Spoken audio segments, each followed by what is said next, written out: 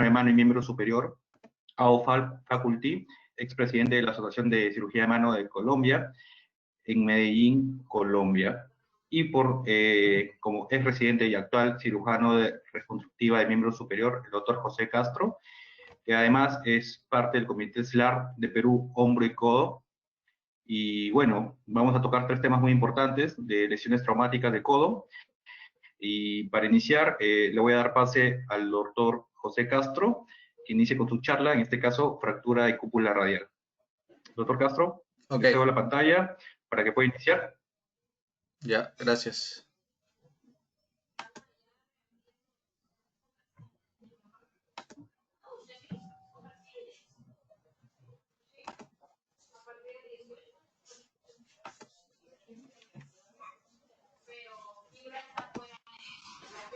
Ok, no sé si logran ver mi charla, Javier. Sí, sí, sí, doctor, perfecto. Ok, buenas noches con todos. Bueno, vamos a dar inicio a este webinar acerca de... Silenciado.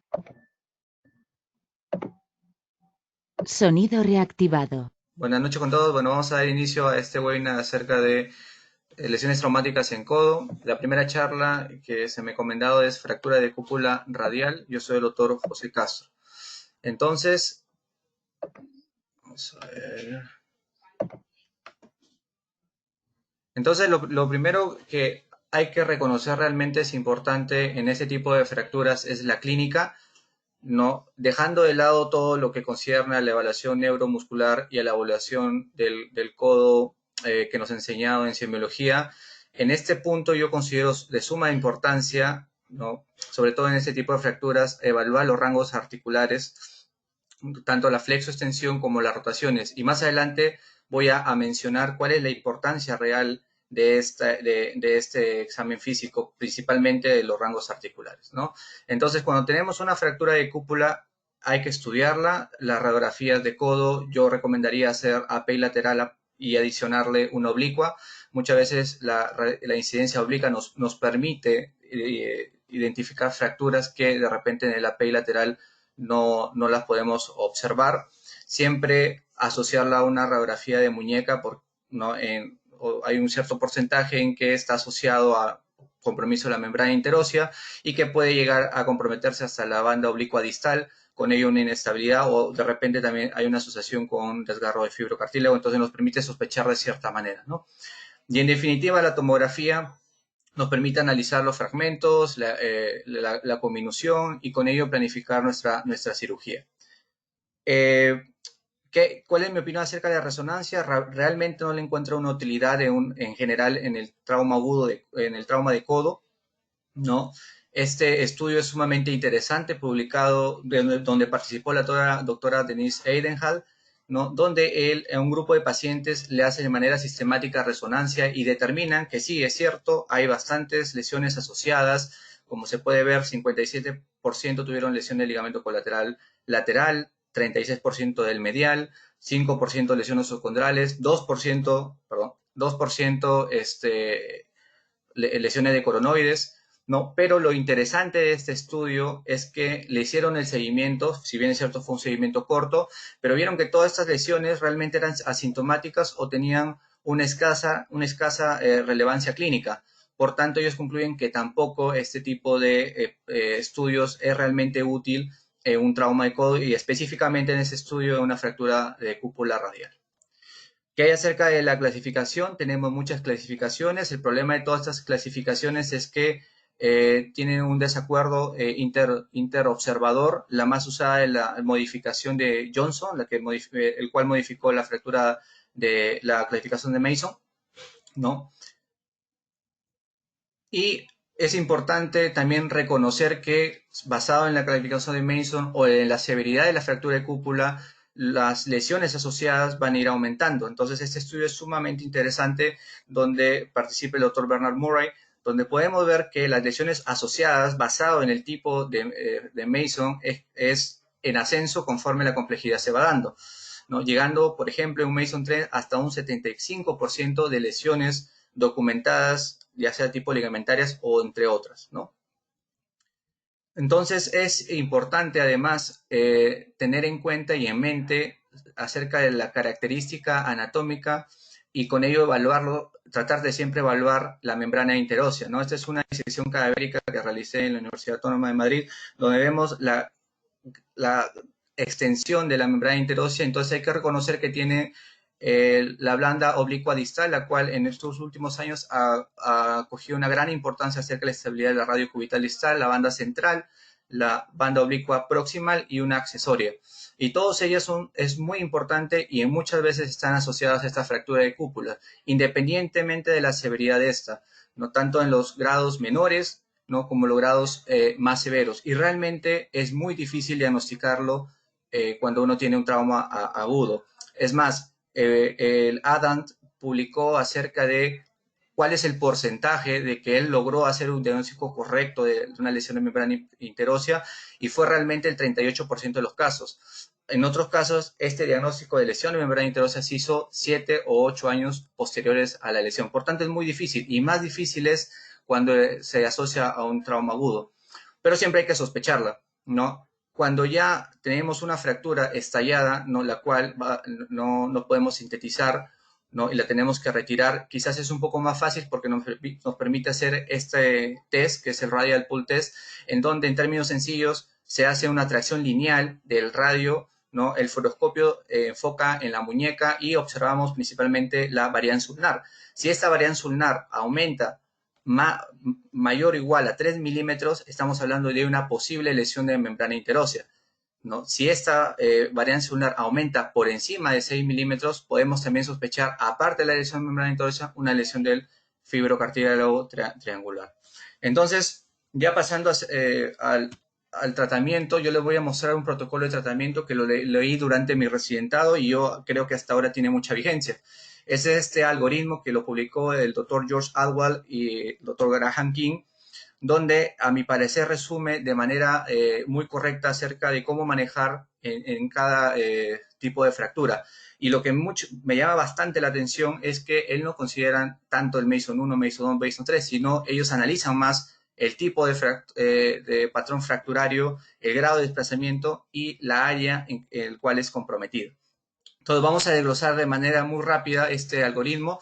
Primero, aquellas fracturas no desplazadas o mínimamente desplazadas, las cuales son menor de 2 milímetros, lo más importante para la toma de decisiones es evaluar los rangos articulares. Por eso, al inicio, con la clínica, dije que esto es lo más importante del examen físico en una fractura de cúpula radial, donde para poder realizar este tipo de evaluación es muy importante hacer una aspiración del hematoma.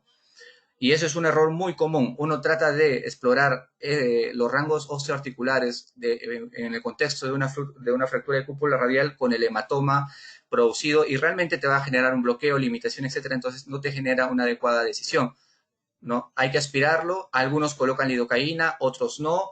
Realmente la lidocaína no ha mostrado un beneficio real en ese tipo de exámenes, ¿no? Entonces, una vez que haces la aspiración, evalúas el bloqueo. En términos sencillos, si no hay bloqueo, manejo conservador, y si hay bloqueo, osteosíntesis, ¿no?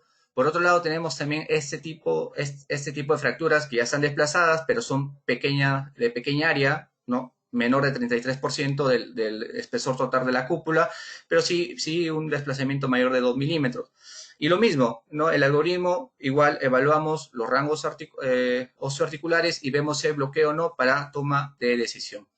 Entonces acá me quiero detener un poco para explicarles en qué consiste un manejo conservador en una fractura de cúpula. Y realmente el manejo conservador no viene a ser la inmovilización de 14, 21 días con un yeso, con una férula, como muchos de repente podrían creer.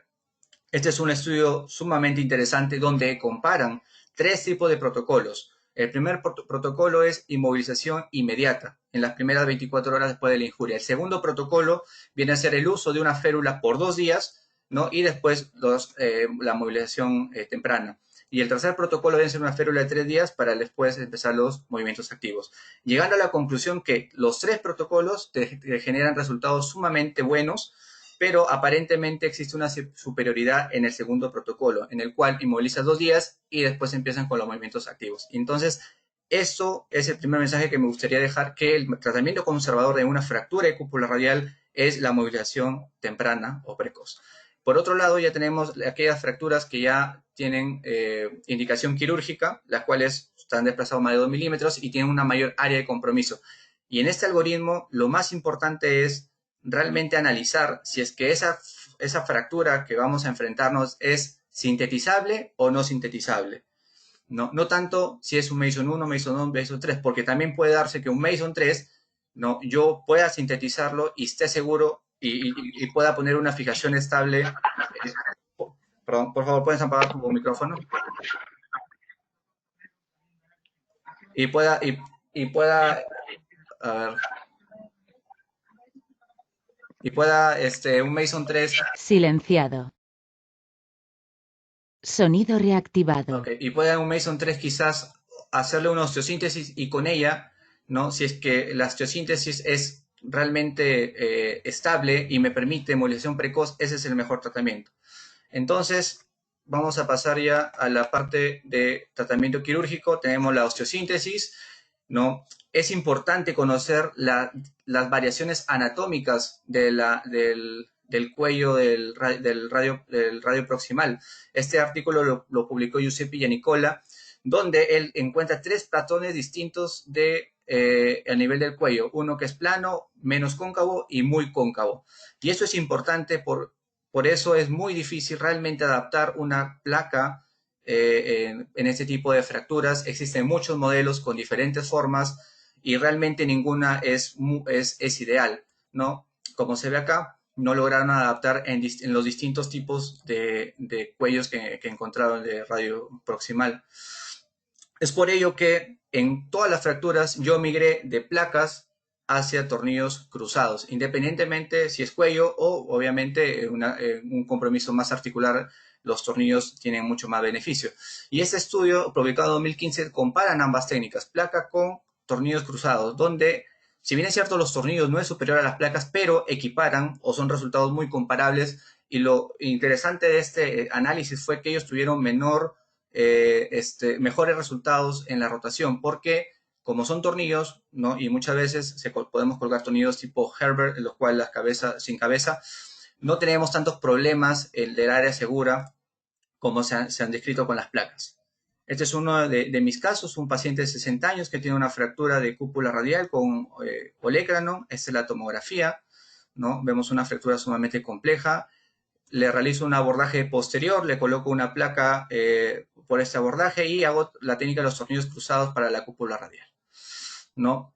Posteriormente hay otra técnica que es una variación de esta misma, que viene a ser la configuración en trípode, ¿no? Que agregan el tornillo central dando un aspecto de un trípode, y este estudio hace una comparación biomecánica entre una placa y esta configuración, llegando a la misma conclusión: esta configuración puede ser tan estable que una placa, ¿no?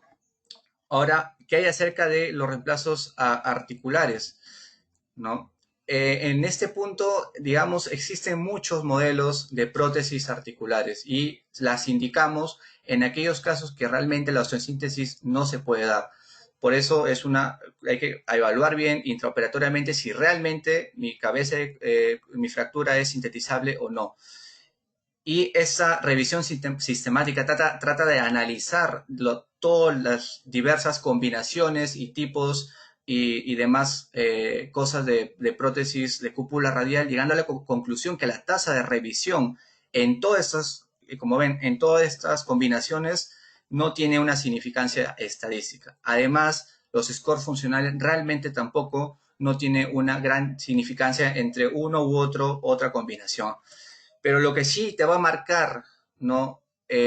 Un adecuado resultado funcional en una prótesis de cúpula o no es el tamaño. Por eso el tamaño en este tipo de implantes es crítico. Y para ello hay que entender un poco la anatomía de la cúpula radial, ¿no? Acá tenemos la coronoides, trazamos una línea a nivel por debajo de la cresta central de la coronoides, y vemos que en esa relación, lo que publicó Dunbar en hacer este tipo de análisis es que desde la punta de la coronoides hasta la línea perpendicular habitualmente existe 0.8 milímetros. Entonces ese debería ser nuestro parámetro, viendo un caso colocando una prótesis cuando uno lo evalúa de manera frontal. Y de manera lateral, acá tenemos también la coronoides, se analiza la cresta lateral de la coronoides y vemos que, según Dunbar describe, solo, digamos que la cresta es más proximal en un 0.9 milímetros.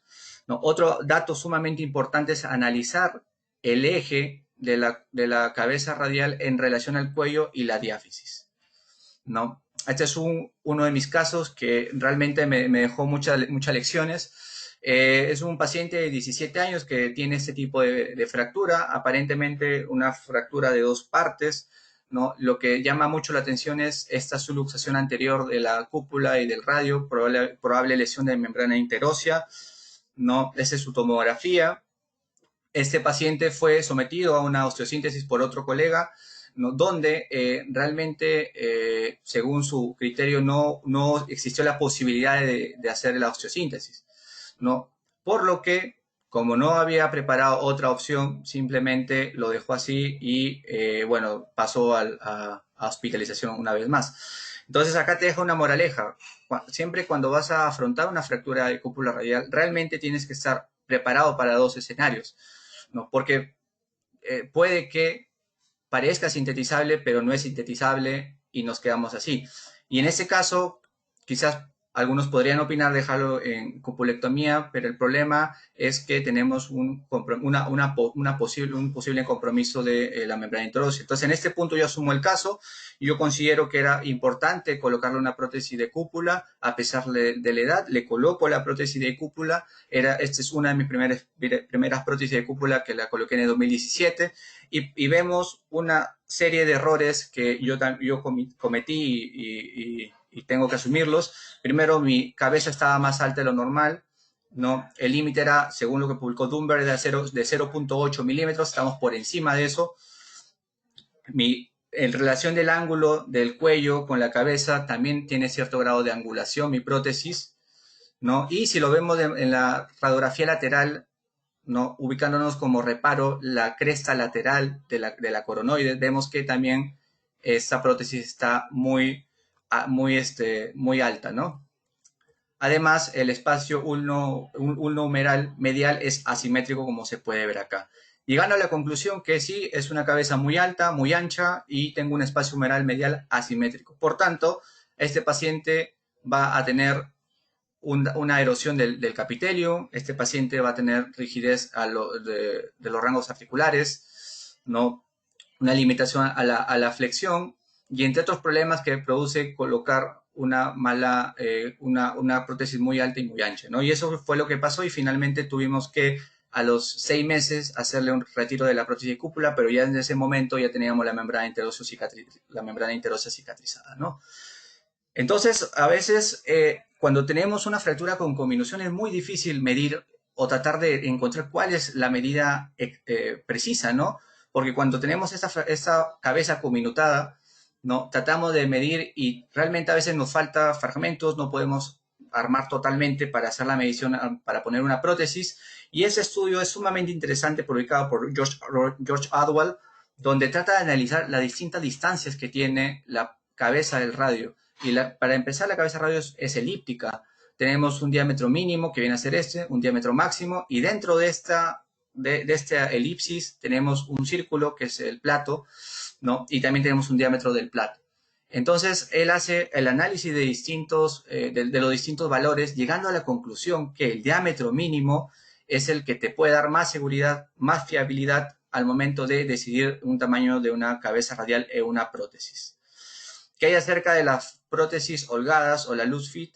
¿No? Este es un caso del doctor Samuel Antuñá del Hospital La Paz, ¿no? Donde le coloca este tipo de prótesis loose fit, ¿no? Con resultados sumamente interesantes. Es basada en su experiencia, en todos los casos que ellos tienen. Ellos migraron de usar de las prótesis metálicas monoblock press fit de Acumed hacia este tipo de prótesis loose fit. Hoy lo que ellos reportan es que realmente con lo que concierne a la score funcional no vieron una gran diferencia, pero sí en la tasa de revisiones que a veces necesitan una prótesis de cúpula, ¿no? Entonces, ¿qué hay publicado acerca de esto? Este es un resultados a largo plazo, más o menos un seguimiento de 5 años en 146 pacientes, donde solo 12 necesitaron recuperación, hablamos de un 8%, y de los cuales 2 no tuvieron que sí retirar el implante y colocarle un implante a revisión, llegando a la conclusión que los resultados son muy satisfactorios de este tipo de prótesis, con baja tasa de complicaciones y puede ser fiable, ¿no? Aún no está comprobado, que te puede evitar la falla del aflojamiento doloroso, ¿no? Y finalmente les traigo este caso, cortesía del doctor Marco Bilbao, ¿no? Donde en otro centro le llegó este tipo de fractura, la manejaron con clavos Kirchner, ¿no? Y eso yo lo traigo más que todo porque en muchos hospitales públicos a veces no se cuentan con los tornillos, no se cuentan con las placas, no se cuentan con las prótesis, y uno tiene que a veces aventurarse ese tipo de procedimientos, y realmente esto falla. No existe ningún principio biomecánico que vaya a ir bien, nada publicado acerca de eso. Entonces, yo considero que en vez de intentar hacer cirugías que podrían fallar, hay que exigir a las autoridades que nos proveen el material adecuado. Finalmente, el doctor Bilbao resuelve el problema colocándole una prótesis con resultados sumamente buenos en su seguimiento a largo plazo, ¿no? Entonces, de manera de conclusión, lo más importante en la exploración física son los rangos articulares, el manejo conservador consiste en movilización temprana. Mi preferencia para osteosíntesis son tornillos cruzados o en forma de trípode. En el reemplazo articular, lo más crítico es el tamaño de la cabeza radial, y finalmente el tratamiento que indique cuál sea, ya sea prótesis, ya sea manejo conservador o lo que fuera, la movilización temprana viene a ser la llave que nos va a llevar hacia el éxito, ¿no? Y me siento muy halagado de darle pase al doctor Cafuri, en el cual me recibió en el 2016 en su servicio, y al doctor Luis Náquira, con el que a lo largo de mi formación de residente y subespecialista he coincidido en diferentes cursos. Esa es una última foto que tuve con él en un curso cadavérico que coincidimos, ¿no? Muchas gracias. Muchas gracias, doctor Castro. Muy completa su presentación. Procedemos con el siguiente tema, que sería fractura de coronoides, Okay. a cargo del doctor Luis Náquira, que nos acompaña y engalana también nuestro webinar. Luis Náquira, doctor, profe, ¿tiene su presentación? Ya lo puse como presentador. Eso sí, me había despresentado. Hola, ¿estamos listos? ¿Me están viendo ya la presentación todo, cierto? Sí. Ahora sí, profe, sí. Perfecto. Gracias, Javier. José, ante todo, les digo que yo soy muy honrado que me hayan invitado a compartir aquí algunos conocimientos con todos ustedes. Muchos lo saben, o los que no lo saben, pues yo tengo sangre peruana. Mi papá, quien ya no está con nosotros, es un gran peruano. Creo que fue profesor de alguno de ustedes en la clase de parasitología en la Universidad de San Marcos. Pues por eso a mí cada vez que me invitan a algo con el Perú, pues me encanta, pues porque ya no podemos visitarlo por estos momentos, en estos tiempos pandémicos, pero cada vez que puedo estar en Lima o en alguna ciudad del Perú, pues me encanta. Compartir con estos compañeros grandes, con Álvaro, pues hemos estado en algunos sitios compartiendo la parte académica, y José, que hemos compartido en muchos cursos a través del tiempo que él lo ha visto formarse de residente, y que ha sido muy bueno estar en compañía. La ortopedia, la cirugía de mano, la cirugía de miembro superior, pues tiene unas características que todos nos conocemos y todos somos grandes amigos, y que creo que eso también es algo que es muy bueno, y veo que José también lo inculca y ustedes lo puedan inculcar en todos los residentes. ¿Qué vamos a hablar hoy? Vamos a hablar ya de lesiones del codo. Ya José nos habló magníficamente de las lesiones de la cabeza del radio, y vamos a terminar como el culmen de las lesiones traumáticas del codo que se relacionan con las lesiones de la tríada terrible con el doctor Cafuri. Yo les voy a hablar un poco de las fracturas de coronoides, puede que toque algunos temas, pero la idea es profundizar el tema, sobre todo de tríada terrible, que se comparte un poco con las lesiones de coronoides en la conferencia del doctor Cafuri. Entonces, yo los invito a que miren esta radiografía rápidamente y tomografías. Entonces tenemos una radiografía en la cual vemos una luxofractura, no una luxación, y vemos una fractura de la coronoides que la podemos clasificar. Tenemos dos tomografías, una que se ve una subluxación y se ve una fractura de la punta. Vemos otra que se ve no está muy clara la otra en la parte inferior derecha, pero que tiene una fractura de la coronoides. Y esto es lo que nos enfrentamos, traumas en el codo, luxaciones, no luxaciones, y encontramos esta lesión. Entonces, a través de la conferencia yo quiero que al final ustedes puedan tener los elementos necesarios cuando se enfrenten a esta lesión y determinar cuál va a ser el mejor tratamiento para el paciente para recuperar la función y darle estabilidad a ese codo. Ojo que ya estamos hablando de dos cosas importantes, estabilidad, y José nos los hablaba con las fracturas de cúpula radial, movimiento. Nos lo decía en fracturas de manejo ortopédico, ojo, es muy importante que empiece a mover rápido. Las fracturas de coronoides aisladas, sola la lesión sola del hueso de la coronoides o del fragmento, porque el hueso es el cúbito, son muy raras realmente y hay que tener mucho cuidado. Si nosotros detectamos una fractura de la coronoides, hay que estar muy atentos que no haya fractura de la cabeza del radio, que haya lesiones ligamentarias o que haya una estabilidad. Porque la gran mayoría de estas lesiones están asociadas a inestabilidad del codo. Y la inestabilidad es lo que le tenemos que poner más atención que incluso la lesión ósea. Ojo que eso es muy importante en el codo. También va a tener acompañada, y por eso sabemos de la tríada terrible, acompañada de las fracturas de la cabeza del radio, de lesiones ligamentarias, avulsiones en el húmero distal o incluso de fracturas del olecranon. Recuérdenlo también, podemos tener una fractura del olecranon y la porción de la coronoide no es fijada, se deja suelta y ese codo va a tener problemas de estabilidad a futuro. Entonces tienen que tener mucho cuidado. Es pensar en una parte del hueso, pero que puede funcionar y todo alrededor del codo funciona como un todo. ¿Listo? Eso es muy importante. Biomecánica, yo los quería recordar porque si estamos presentes con la biomecánica y la anatomía, se van a acordar porque puede ser inestable el codo. Entonces, en la coronoides, en la porción un poco más anterior, hay la inserción capsular y la inserción del braquial. Entonces, muchas veces la inestabilidad, podemos tener lesiones de la punta, lesiones óseas en la radiografía muy pequeñas, pero hay una ruptura de la cápsula, hay una desinserción de esta y nos puede causar inestabilidad hacia anterior, no va a haber una restitución o un sostén hacia la parte anterior. También, y nos lo dicen, esto es unos trabajos, y se los recomiendo el libro del doctor Murray de codo, que nos habla, tiene un capítulo de biomecánica escrito por el doctor Cananan, que ellos tienen yo tuve la oportunidad de estar en la clínica Mayo y por eso me interesa tanto la parte del codo. Estuve con el grupo del doctor O'Driscoll, con el mismo doctor Murray, con Joaquín Sánchez, y visité el laboratorio de biomecánica. Es un laboratorio impresionante.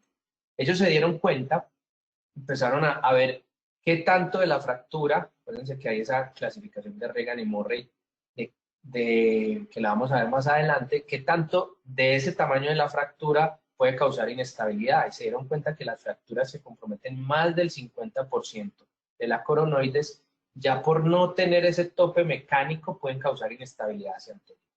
Y también nos contaban, y esto es una medida para que la tengan en cuenta cuando vean sus radiografías, que de la punta del olecranon hacia la punta de la coronoides hay un grado de 30 grados, hay una angulación.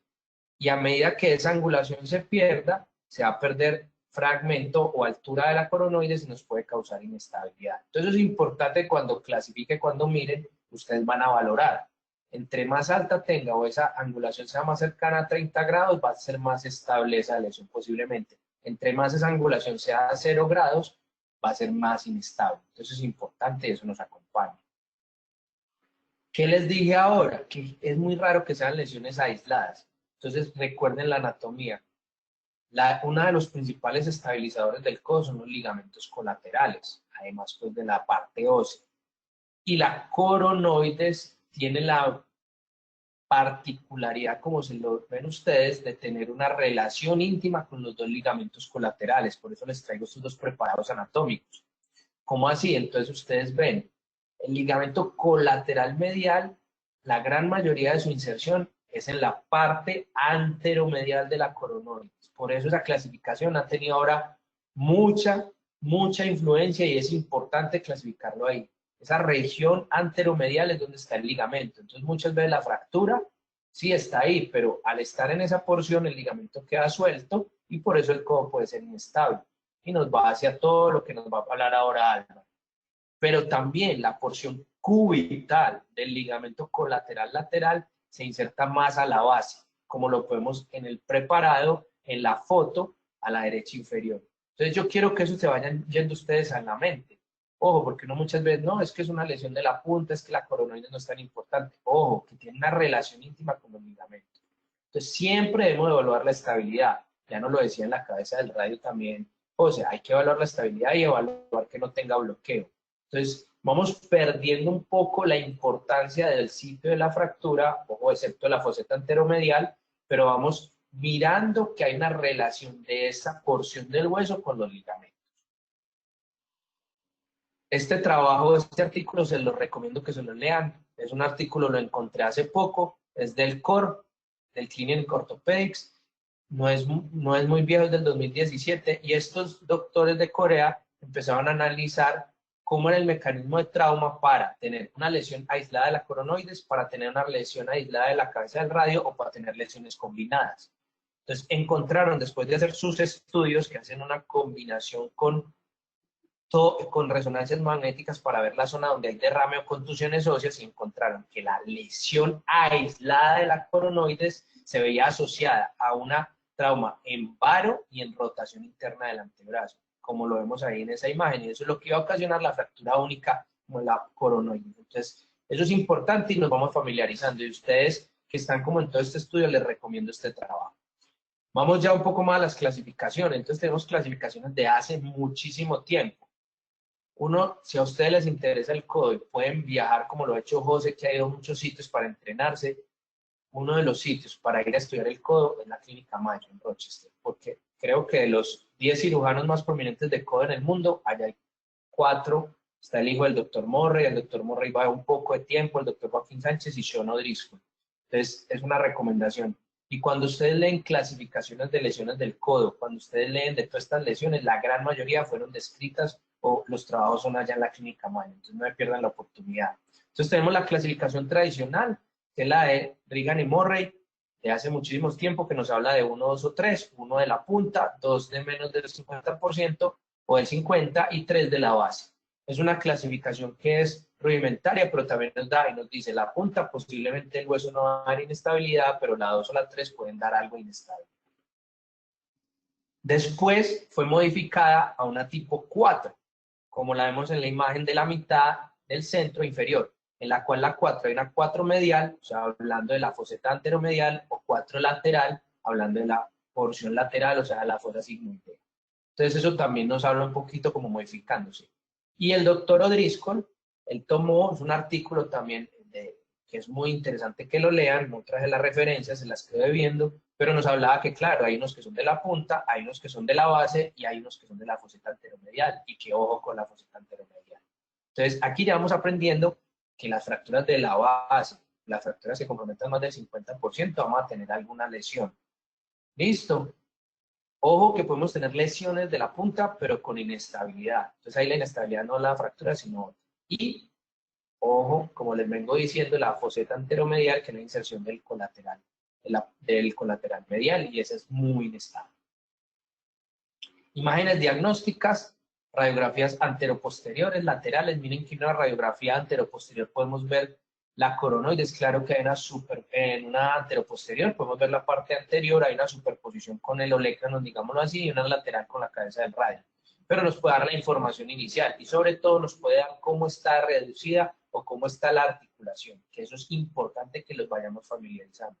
Pero realmente en estas lesiones dentro del codo, como son la cabeza del radio y la coronoides, son fracturas intraarticulares. Y la tomografía es de gran ayuda para valorar los segmentos. Acuérdense que estamos hablando que hay una clasificación que le da importancia a esa faceta anteromedial, y solamente con tomografía vamos a determinar exactamente o con toda la exactitud la zona de esa lesión.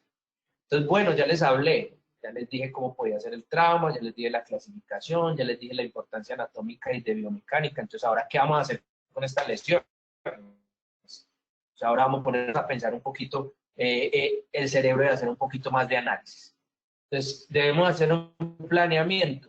Entonces, debemos clasificar la lesión para determinar en qué zona está, en qué parte es la que compromete.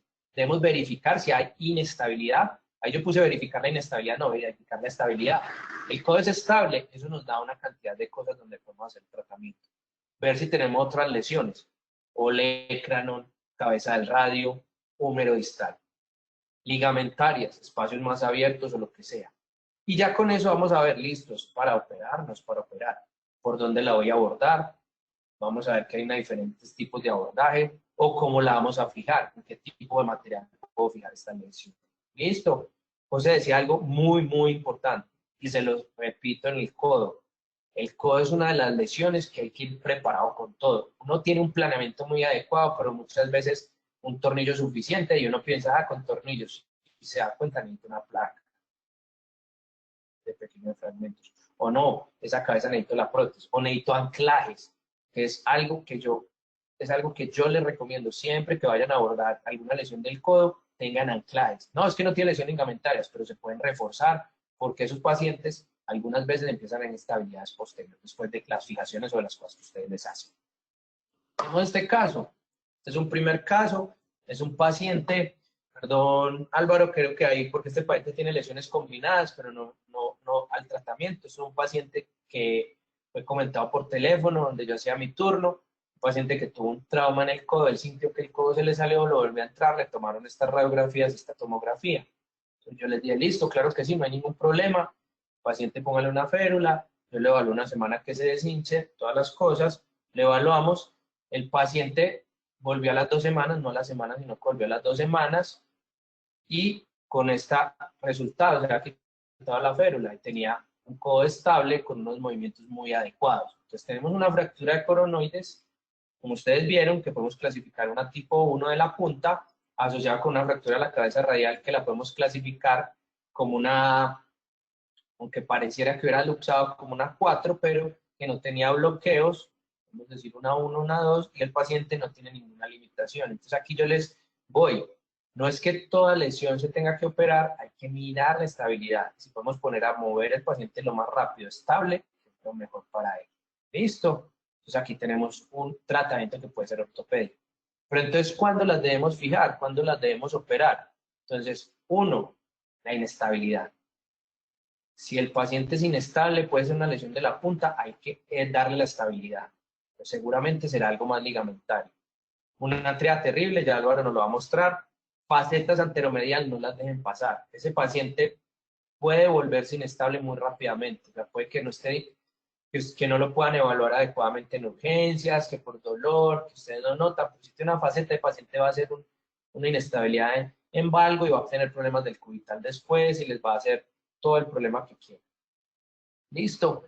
O una fractura del olecranon, también. Entonces, esas también son fracturas que debemos fijar.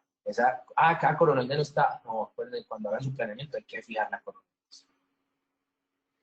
Traigo estos 2 trabajos, son muy interesantes, se los recomiendo, en los cuales fijaron esas fracturas, o sea, se fueron, la coronoide, no, son fracturas anteromediales, fijaron y encontraron que, claro, que por ejemplo, en el primero, el fijarlas, lograron consolidación y lograron unos resultados funcionales adecuados porque fijaron, pusieron al paciente a mover rápidamente y recuperó la función. Y el trabajo de abajo es también de unos coreanos, está en el journal de Hombro y Codo, que es muy bueno. Dijeron, venga, miremos esas fracturas de la foseta anteromedial, cómo las debemos manejar, y empezaron a hacer la fijación y se dieron cuenta que al hacer una fijación, al dar una estabilidad rápida, podían dar una movilidad precoz, y al dar una movilidad precoz, iban a tener una mejor función de estos pacientes. Entonces, esto es muy, muy importante. Bueno, entonces ya determinamos cuáles íbamos a operar. Entonces, ¿por dónde las vamos a operar? La coronoides podemos abordarla por 4 partes. Por la cara medial, por la cara lateral, por la cara posterior o por la cara anterior. Ay, pero el doctor, no. Entonces, ¿cuándo la vamos a hacer cada uno? Entonces, mi preferencia es medial. Cuando voy a hacer un abordaje en la coronoides, voy a estabilizar con tornillos o placa. Mi preferencia es medial, hacer la reducción. ¿Listo? Reduzco, estabilizo, ya les voy a mostrar un caso. Posterior, por ejemplo, nos mostraba ahora el doctor José. Entonces tenemos un paciente con una fractura de olecranon, fractura de la cabeza radial y fractura de la coronoides escogemos ese caso. El mejor caso es un abordaje posterior. Vamos a poner una placa en la parte posterior. Necesitamos ir a la cabeza del radio. Vamos a ir a la cabeza del radio. Es un buen abordaje.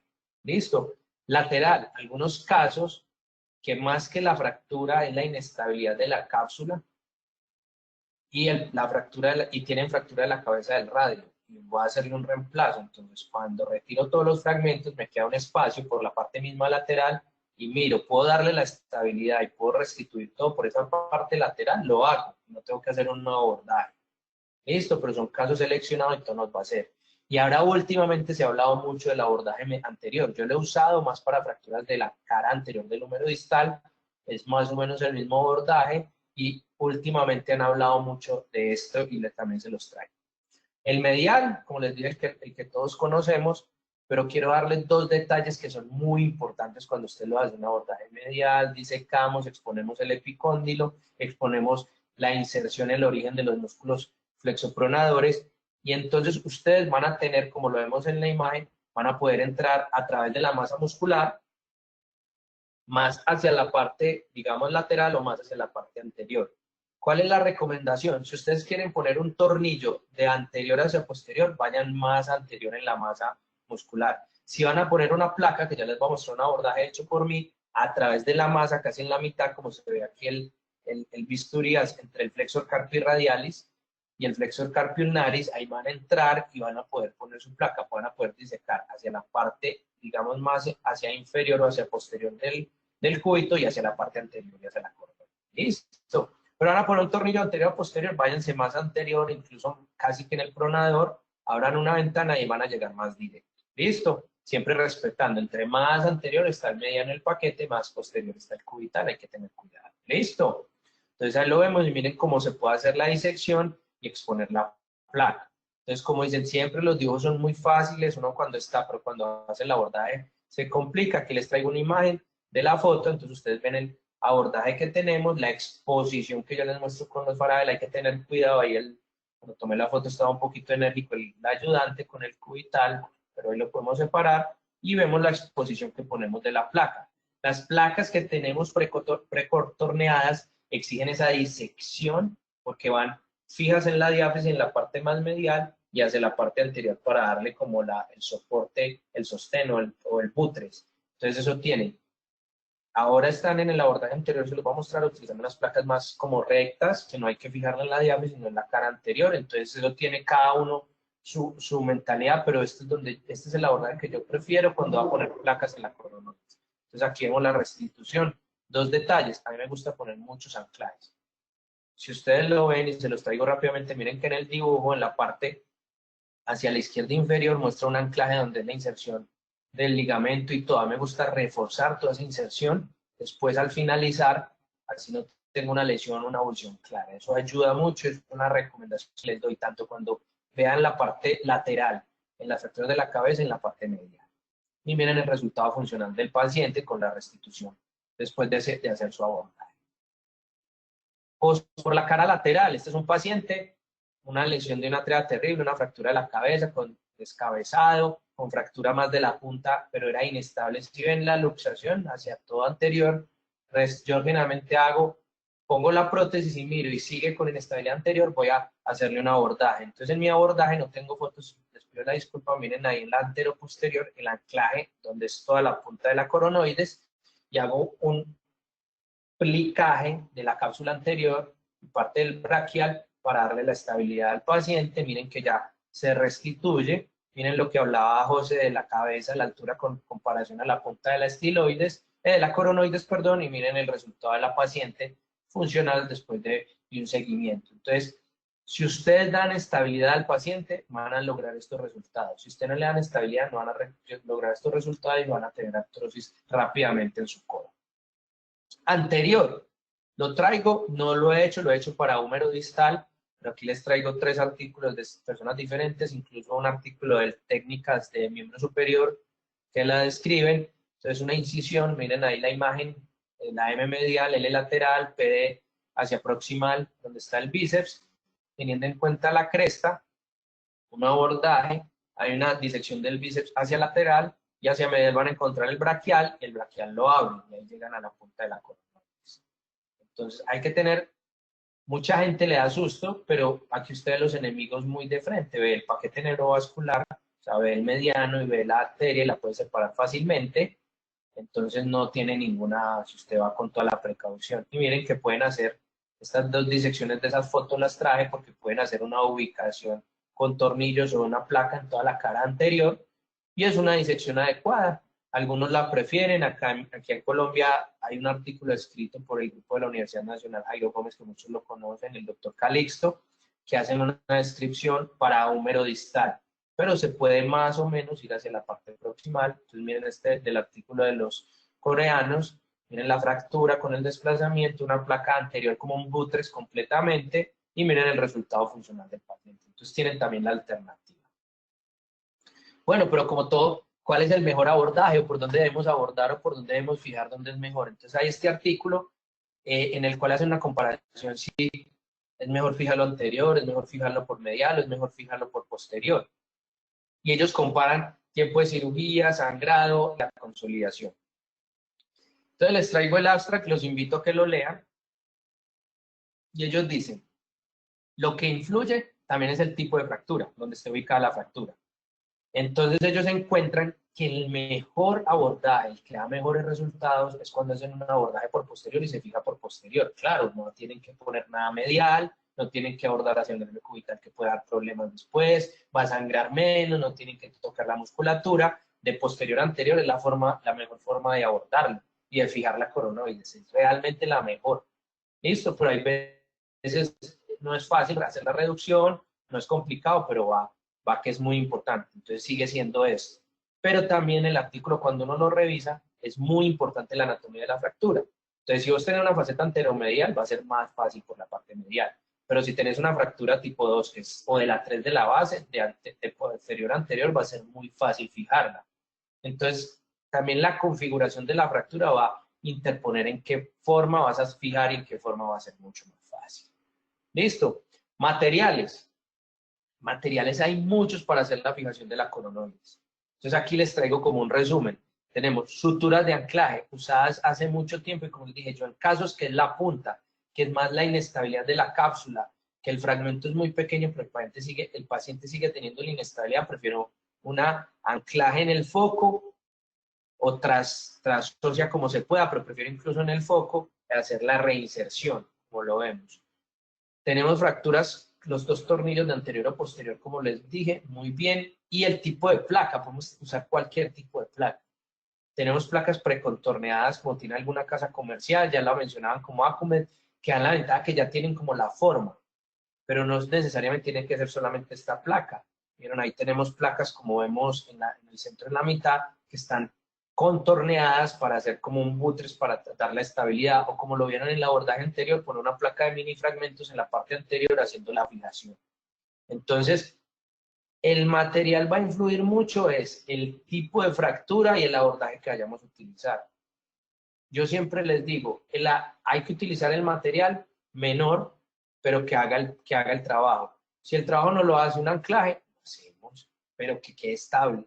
No quedaste estable, entonces toca poner una placa o toca poner tornillos o tornillos y placa como vemos en una de las imágenes. Eso es lo más importante. O un cerclaje como hay una imagen en la mitad. Es siempre que nos dé la estabilidad para hacerlo. ¿Cuáles son los resultados de hacer una fijación como una placa tipo bútres, una placa de soporte? Este es un trabajo hablando solo de un abordaje medial. Hablan que los resultados son adecuados, son buenos. Miren este tipo de fractura que es más compleja. Entonces, utilizar unos tornillos solo no nos va a funcionar. Debemos reducirle y ponerle un soporte. O también este trabajo que nos habla de la faceta anteromedial. Miren las placas precontorneadas o una placa pues ya más anatómicas. Y miren el detalle de la imagen que yo les digo y les insisto mucho, en la imagen del lado derecho, es poner ese anclaje. Siempre, no, que no está evolucionado, póngale el anclaje y refuercen. Eso les va a ayudar con la estabilidad. Van a poder ustedes estar más tranquilos y pedirle el movimiento de flexo-extensión al paciente.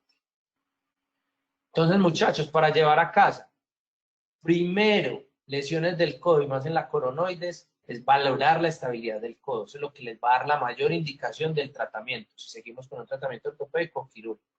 Clasifíquenla.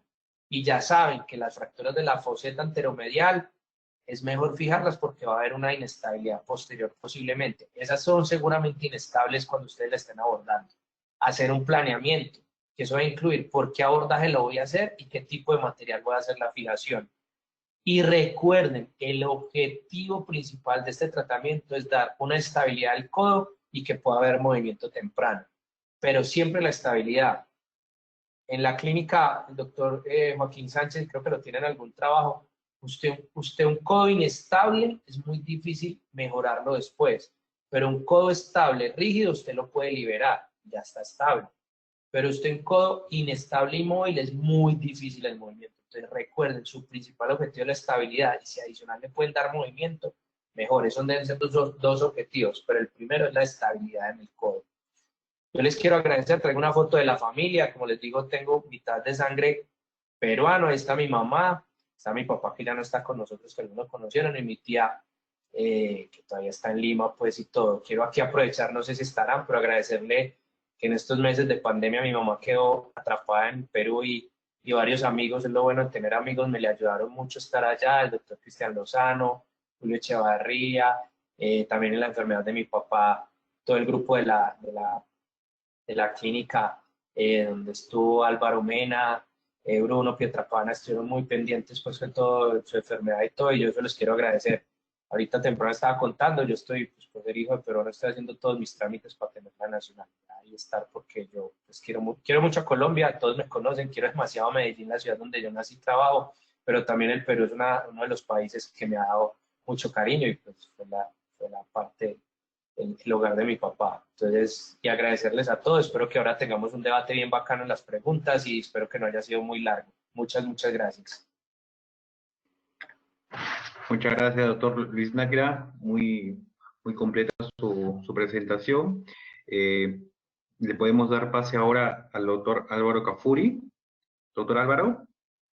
Sí, aquí estoy. Vamos a compartir, pero antes de todo, pues es un honor para mí compartir con dos personas a quien aprecio profesionalmente y especialmente personalmente, como José Luis Felipe. Como dice Luis Felipe, espero que haya controversia e intercambio de opiniones al final. No sé si ya estamos viendo la pantalla mía. ¿Aún no, doctor? Ahora sí. Ok. Bueno, vamos a hablar de TEA terrible. Obviamente lo que ustedes me han dicho antes va a facilitar muchas de las cosas que yo tengo aquí plasmadas. Vamos a hablar primero lo que es definición, algo de ciencias básicas, algoritmo de tratamiento, algo de abordajes, qué vamos a hacer con la coronoides, con la cúpula, con el ligamento colateral lateral. Vamos a hablar de complicaciones, resultados y, si tenemos tiempo, mostrar unos casos.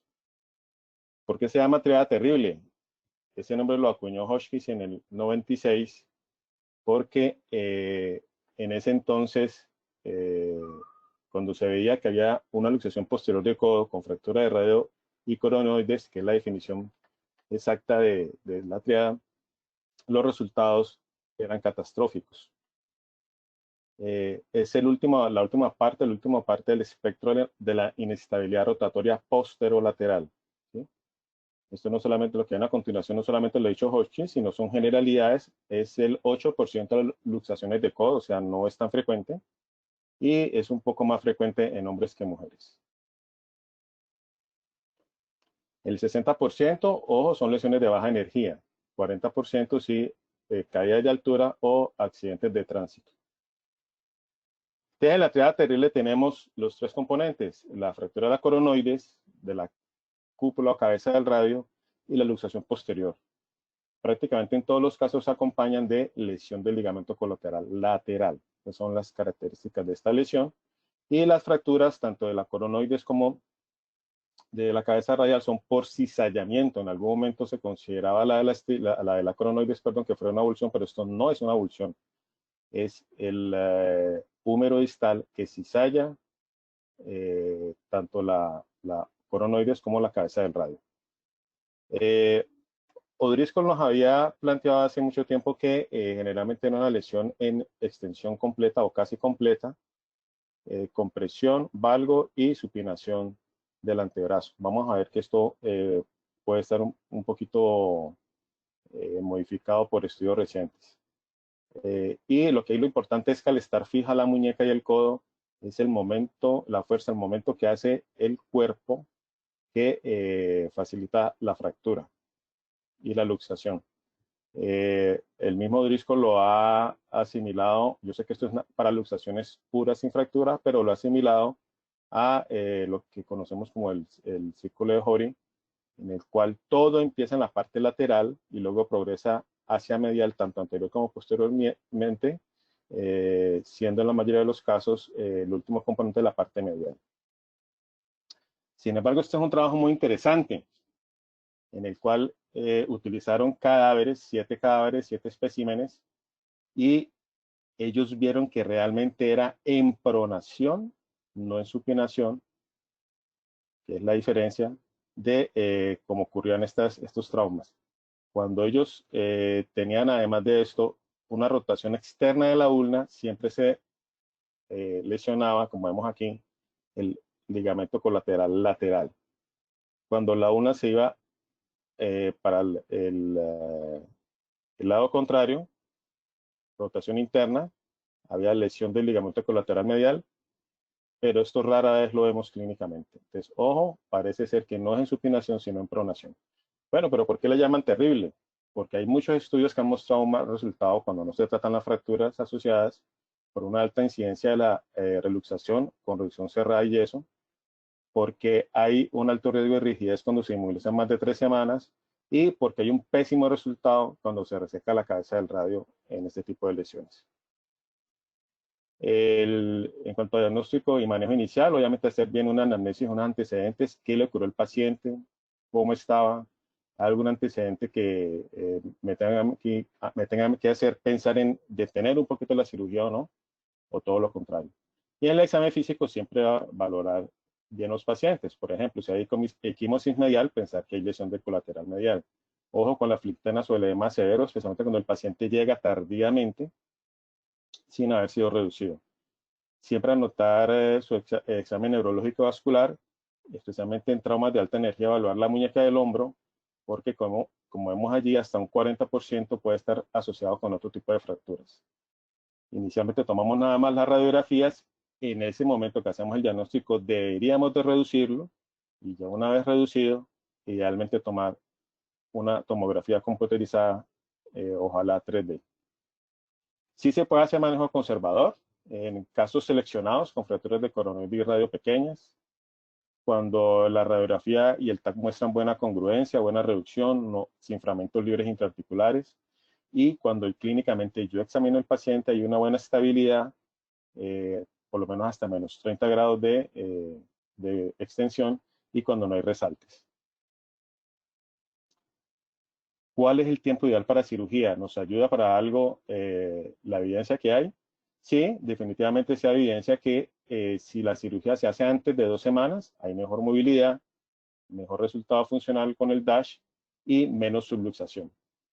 Además de eso, este estudio es muy interesante porque muestra que en cuanto a osificación heterotópica, que si la cirugía se hace antes de 5 días y el codo es reducido antes de 9 horas, hay menor probabilidad de que esta aparezca, ¿sí? Esto es importante. Conclusión, trate de hacerlo rápido, antes de 5 días, antes de 9 horas. Me detengo aquí un poquito porque me gusta usar esteroides sistémicos y este es un artículo que le da soporte a esto. Ellos utilizaban dexametasona y luego metipenicilona oral. Compararon 13 pacientes contra 13 controles y vieron que la movilidad era mucho mejor en los que le habían dado esteroide. Mi preferencia es esta. Aquí en Colombia, creo que en Perú también se llama, entre otros, Diprospam. Utilizo 2 centímetros intramuscular. El protocolo de PUC, que realmente es PUC, McKean y KIN, si ustedes ven, lleva casi 20 años. Por eso todos los estudios que le llamaban triada terrible a esta luxofractura son antes de esta época. Y yo creo que este protocolo sigue siendo vigente, que es fijar la coronoides, especialmente la 2 o 3, o hacer una reinserción capsular cuando la fractura de coronoides, estoy hablando de si es tipo Murray, la clasificación es tipo 1. Restaurar la estabilidad de la cabeza radial, importantísimo, bien sea con osteosíntesis o prótesis. Posteriormente, y en ese orden es como se debe hacer, así como lo estoy diciendo, reparar el ligamento colateral lateral, después la cápsula posterolateral y el origen de los extensores en el epicóndilo. Me tengo un poquito para decir aquí que si yo en la cirugía sé que tengo que hacer una prótesis, resecar la cabeza del radio, por ahí puedo de una vez fijar la coronoides. En caso de que no, de que vaya a ser una osteosíntesis, de pronto es mejor hacerlo con un abordaje medial, como vamos a ver más adelante. Y en caso de que persista la inestabilidad posterior, ¿sí?, a menos de 30 grados, evaluar con intensificador de imagen. Si esa inestabilidad persiste, abrir por medial y reparar el ligamento colateral medial. Y si aún persiste, lo cual es muy raro, utilizar un fijador externo articulado o un fijador externo no articulado cuando lo anterior falla. Esto es para tener en cuenta, un poco más de la mitad de los casos tienen lesionado el ligamento colateral medial. Si el codo es estable con los 3 primeros pasos, no hay que hacer nada para el ligamento colateral medial. Yo no llamé a Luis Felipe antes de esta charla, pero vamos a ver que aquí estamos de acuerdo en cómo planeamos nosotros la cirugía. Cuando tenemos la radiografía y especialmente las tomografías, estamos planeando qué vamos a hacer y tenemos que tener disponible todo. Tenemos que tener disponible no solamente intensificador de imagen, sino prótesis de cabeza, tornillos para la coronoides si los quiero usar, tornillos sin cabeza para la cabeza del radio, anclajes, supersuturas, de acuerdo al tipo de fractura, placas para la coronoides y fijador que, vuelvo y repito, puede ser o no articulado. El abordaje lo digo brevemente, en rojo pongo mis preferencias, pero mucha gente lo hace por vía posterior y por vía posterior entra por el lado lateral y medial. Yo prefiero inicialmente una vía lateral, un coger o un Kaplan es indiferente, cualquiera de los dos está bien. ¿Por qué prefiero el coger? Porque si tengo que reconstruir el ligamento colateral lateral, que sé y acepto que no es la norma, es mucho más fácil hacerlo por el coger. Y medial hay 3 opciones, a través del tendón, el flexor carpio-ulnaris, que lo escribió muy bien Luis Felipe, over the top, que desafortunadamente solamente puedo ver la punta de la coronoides, y anteromedial, no lo hago, no me gusta, estoy hablando para este tipo de lesiones. Hay estudios comparativos en el abordaje medial cuando se requiere entre la división del flexor carpio-ulnaris anteromedial, y sí parece ser mejor el de dividir el flexor carpio-ulnaris.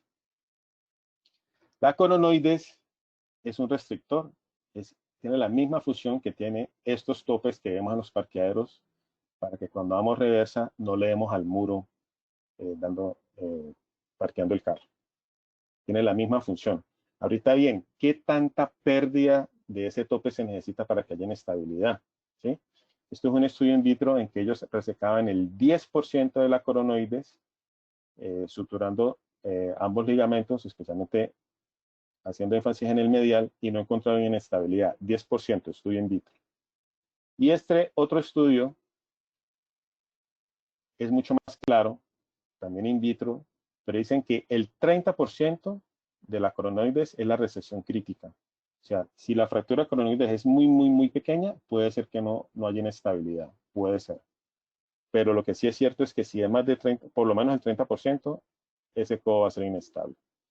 Y esto se ve en este estudio de Dornberg, en el que ellos tomaron pacientes con terribles tomografía y vieron que el fragmento en promedio era de 7 milímetros, la coronoides mide más o menos 19-20 milímetros. O sea, aquí vemos que es un 35%. Y si yo veo la anterior, entonces vamos a suponer que la mayoría de las fracturas de las coronoides en entregas terribles son inestables y hay que fijarlas. Vamos a ver un par de estudios, uno de Lee con 92 casos y otro de Ibrahim, que es una revisión sistemática, y vemos que la mayoría de las fracturas de coronoides son la O'Driscoll tipo 1 y si la comparamos con la clasificación de O'Regan y Murray, vemos que son tipo 2, ¿sí? La mayoría. por cualquiera de los dos autores vemos que ese es el tipo de fractura y que por lo tanto deberían de ser fijadas. Llama la atención que clínicamente hay reportes de que no siempre se debe fijar la coronoide. Son 14 pacientes en este artículo, en el cual tenía clasificación unidos de Murray, no hicieron ningún tipo de tratamiento para la coronoides y clínicamente no tuvieron inestabilidad. Sí llama la atención que ellos no muestran ninguna tomografía en estos casos y sin embargo esta radiografía que sí es del artículo muestra un fragmento importante de la coronoides. Lo traigo, pero explico que esto no es la norma, no es la regla. Hay varias maneras de anclar a coronoides. Túneles, también llamado lazo, anclajes o tornillos cuando el fragmento es suficientemente grande. El trabajo de abajo a la izquierda de Rini y Roche, lo que ellos muestran, lo que es un trabajo retrospectivo, es que la técnica de lazo es superior a los anclajes y tornillos, pero no quiere decir que si uno utiliza un anclaje o utiliza un tornillo está mal hecho. Y es mi preferencia, sí, aclaro, hacer túneles. Cualquiera de las tres opciones, siempre y cuando el fragmento sea grande para usar tornillos, cualquiera de las tres opciones está bien.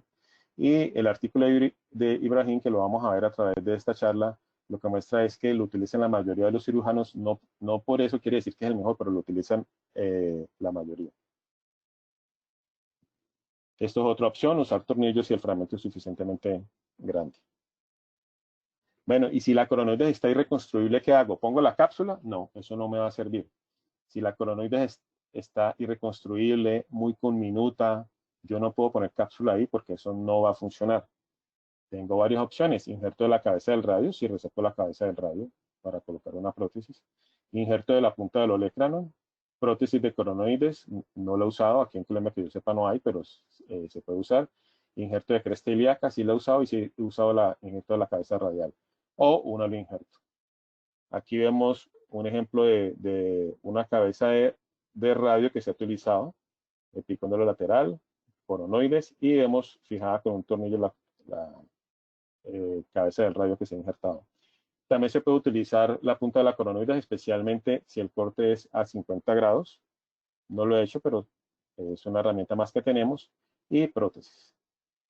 ¿Qué pasa con la cabeza radial? Volviendo a los dos artículos anteriores, vemos la revisión sistemática, que un poco más de la mitad eran tipo 3, o sea, fracturas conminutas. Y para según Lee, que tenía 92 casos, el 68%, un Mason por lo menos 2. Esta revisión se refiere solamente a tríadas terribles. RAFI, reducción abierta, fijación interna o prótesis de la cabeza radial. No hay diferencia. Prótesis bipolar o monopolar. Esto es un estudio en cadáveres y mostró que también en tríadas terribles, que la prótesis monopolar era más estable. Es mi preferencia, pero hay revisiones, hay casos clínicos en que muestran que realmente no hay diferencia entre la una y la otra. Conclusión en cuanto a la cabeza radial. Si el fragmento es muy pequeño, menos del 25%, o si los fragmentos son tan pequeños y no son mayores del 25% y no se pueden fijar, se puede debridar, resecar. Si no están articulando con la fosa sigmoidea, si no producen inestabilidad ni resalte, se puede resecar. Idealmente, si es posible, hacer una revisión abierta y fijación interna con tornillos. Prótesis, si hay conminución, más de 2 fragmentos articulares, si hay osteoporosis o si hay duda. ¿Qué quiero decir con que si hay duda? Muchas veces nos ponemos a pensar en cirugía. ¿Será que le pongo la prótesis? ¿Será que lo fijo? Cuando usted comience con esa duda, no póngale la prótesis.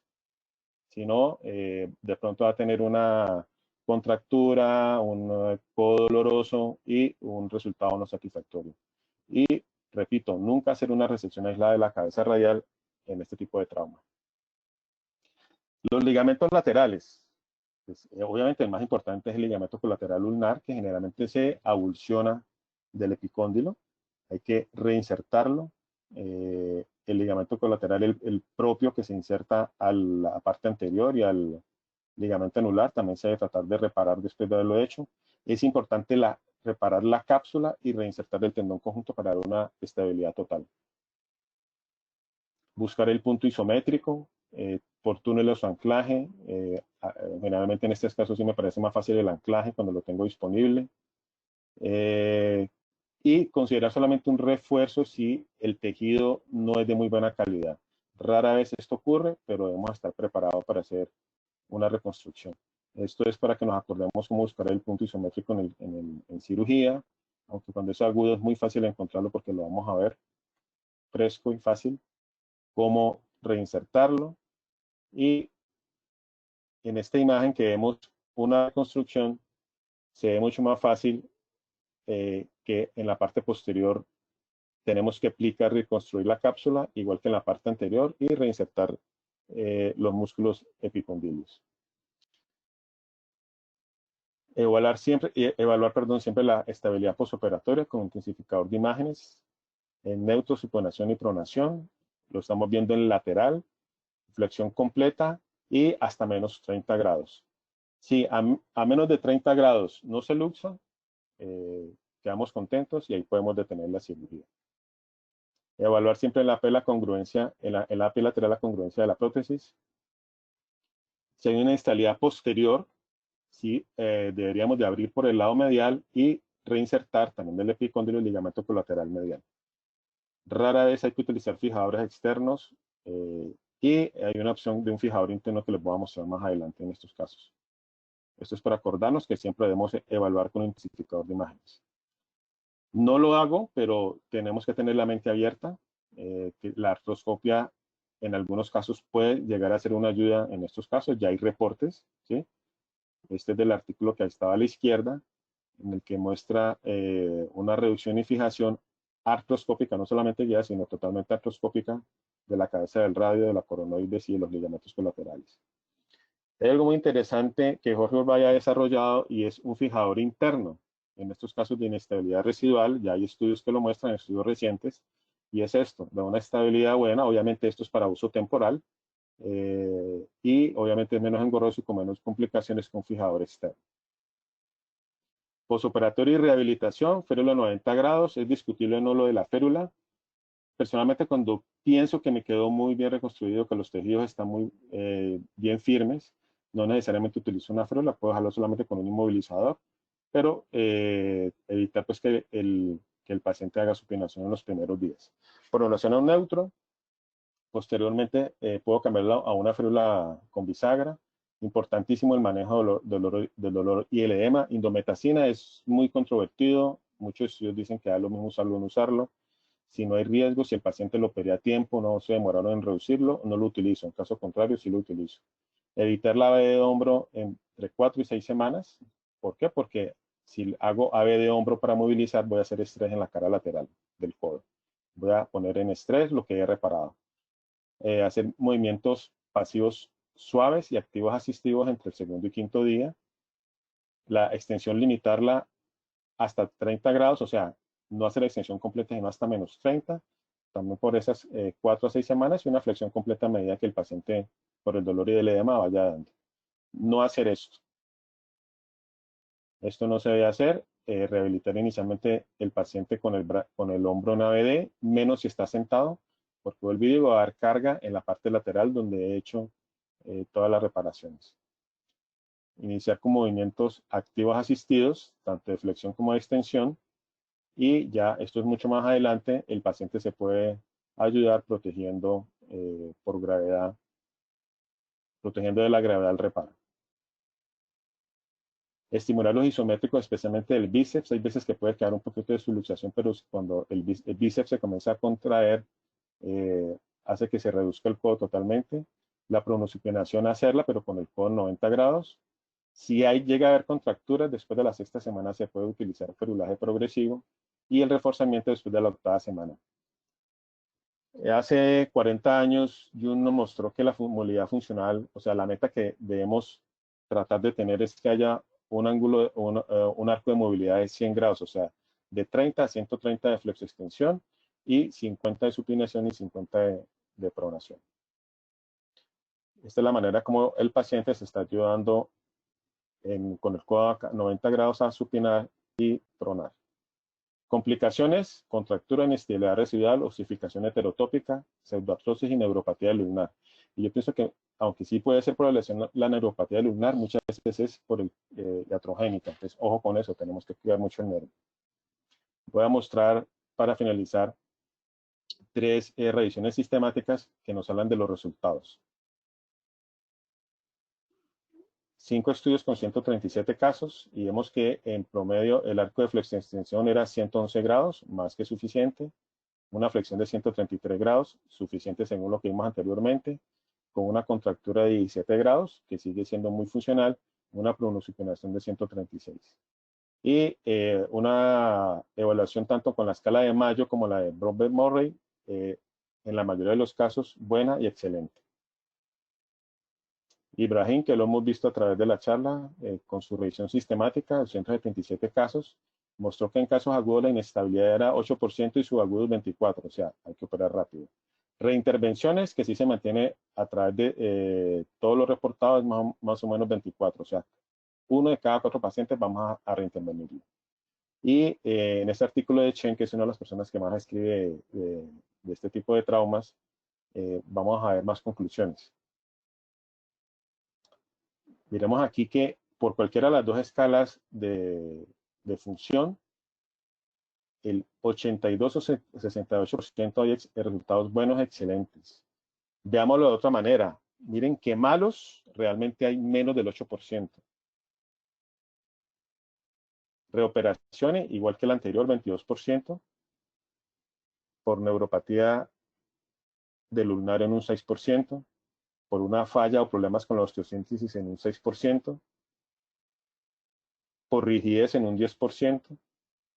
Por una inestabilidad residual 3%, especialmente muchos casos relacionados con un overstuffing de la cabeza radial, que es lo que mencionó José en su charla inicial. Y complicaciones no quirúrgicas me llaman la atención porque ellos reportan, comparado con el artículo que yo les mostré anteriormente, una osificación muy baja, un 12%, y para esta revisión sistemática prácticamente ninguno de estos pacientes fueron llevados a cirugía, y la artrosis que mostraban con un promedio de seguimiento a 3 años no era quirúrgica en estos casos.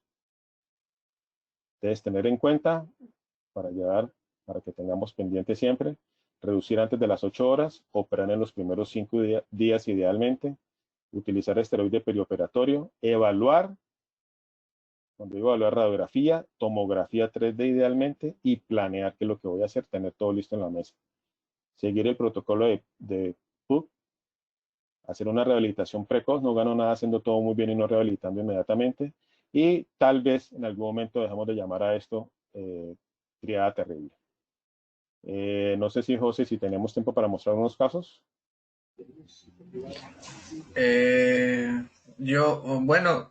¿Cuántos tiene más o menos? ¿Ah? No, solamente mostrar rápidamente 2 casos. Ya, doctor, no hay problema.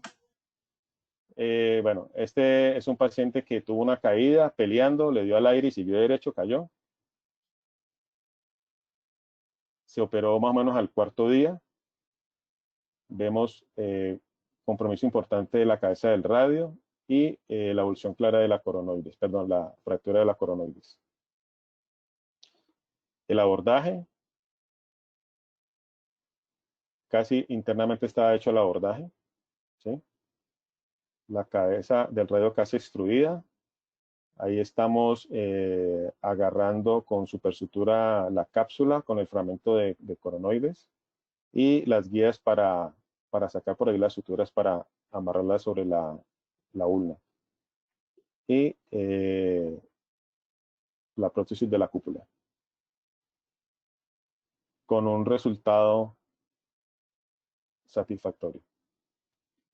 Y este paciente, que fue un dolor de cabeza, paciente que se cayó de una bicicleta, in situ él se redujo el codo, pero es claro que sí se lo luxó. Tiene esta radiografía que alguien podría confundir con cabeza del radio. Eso no es la cabeza del radio, lo que se ve aquí en el lateral, eso es la coronoides. Y sí, obviamente tiene la fractura de la cabeza del radio. Una tomografía es mucho más claro con respecto a las 2 fracturas. Se lleva a cirugía con una reducción satisfactoria y vemos que incluso antes de las 3 semanas comenzamos a ver dónde está la flecha, aparición de osificación, con una movilidad inicial muy buena y a las 3 semanas, 4 semanas, un codo muy pegado. Vemos que esto empeora. La tomografía muestra que ya hay puentes entre el radio y el cúbito. En la cirugía vemos donde está el HOMAN. Todo este bloque es calcificación heterotópica. Vemos la cabeza del radio acá. Lo resecamos y nos queda en el otro lado más osificación heterotópica que se extrae, y este es el resultado final con una movilidad no completa, pero sí satisfactoria. Bueno, estos son los casos que quería mostrar.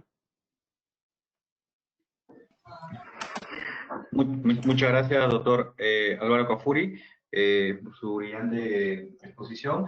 Vamos a pasar a la parte de preguntas para todo el panel. También contamos con la presencia del doctor Bilbao, que es un asistente dedicado a la cirugía de miembro superior en nuestro servicio de ortopedia y traumatología del Hospital Almenara y actual jefe de servicio del hospital. A ver. Silenciado. Sonido reactivado. Okay, Hola. Pasamos a las preguntas. Javier, ¿Sí, doctor? antes de empezar las preguntas, me gustaría hacer dos preguntas al doctor Cafuri y al doctor Náquira. No. Primero, si bien es cierto, el fijador externo articulado tiene un rol importante, y yo particularmente también lo considero, que en aquellos traumas de codo complejos y que hay bastante inestabilidad, siempre hay que tenerlo en la mesa porque nos puede ayudar y salvar muchas veces. Me gustaría saber con qué frecuencia ustedes han usado este fijador externo articulado. En estos casos muy poco.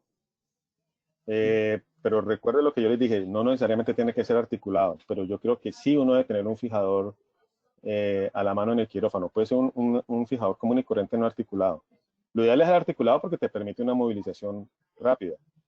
Pero si no lo tienes, poner un fijador común y corriente. Estamos hablando de esos casos de inestabilidad residual, que reparaste todo como debe ser, sí. Que si te tocó reconstruir, hiciste la reconstrucción ligamentaria. Todo bien. Y te queda inestable, todo bien, y aún así está inestable, lo cual, vuelvo y repito, es muy, muy raro. Yo creo que sí se debe fijar, pues sí se debe utilizar un fijador externo. Vuelvo y digo, si no hay articulado, porque sé que son carísimos y en todas partes podemos tenerlos disponibles, un fijador común y corriente que yo pienso que sí lo podemos utilizar, no más de 3 semanas, quítalo a las 3 semanas y después de esas 3 semanas iniciar la movilidad. Pero vuelvo y repito, en mi caso es muy infrecuente. Ok, doctor. ¿Y usted, doctor Náquira? Yo creo que, como decía Álvaro, o sea, con todas estas técnicas que hay, que tenemos ahora los anclajes, que tenemos otros materiales, cada vez, yo creo que hace por ahí 5 o 6 años no pongo un fijador articulado o un fijador en estas inestabilidades de codo, pero siempre lo pido, siempre lo tengo en la mesa porque, como hablabas vos en la cabeza del radio, puede que lo necesite, pero cada vez más haciendo la sutura, la reinserción, utilizando los túneles, todas esas cosas, anclajes y todo, creo que logramos tener una estabilidad, pero definitivamente es el último punto en las lesiones complejas del codo y hay que tenerlo, pero cada vez lo uso, pues lo que te digo, hace 5 años no lo uso en un trauma de estos agudos. Ok, perfecto, gracias, doctor. Una última pregunta, acerca si tienen algún protocolo específico para prevenir la osificación heterotópica. Por ejemplo, en mi caso, a mí me gusta usar bastante el Celecoxib.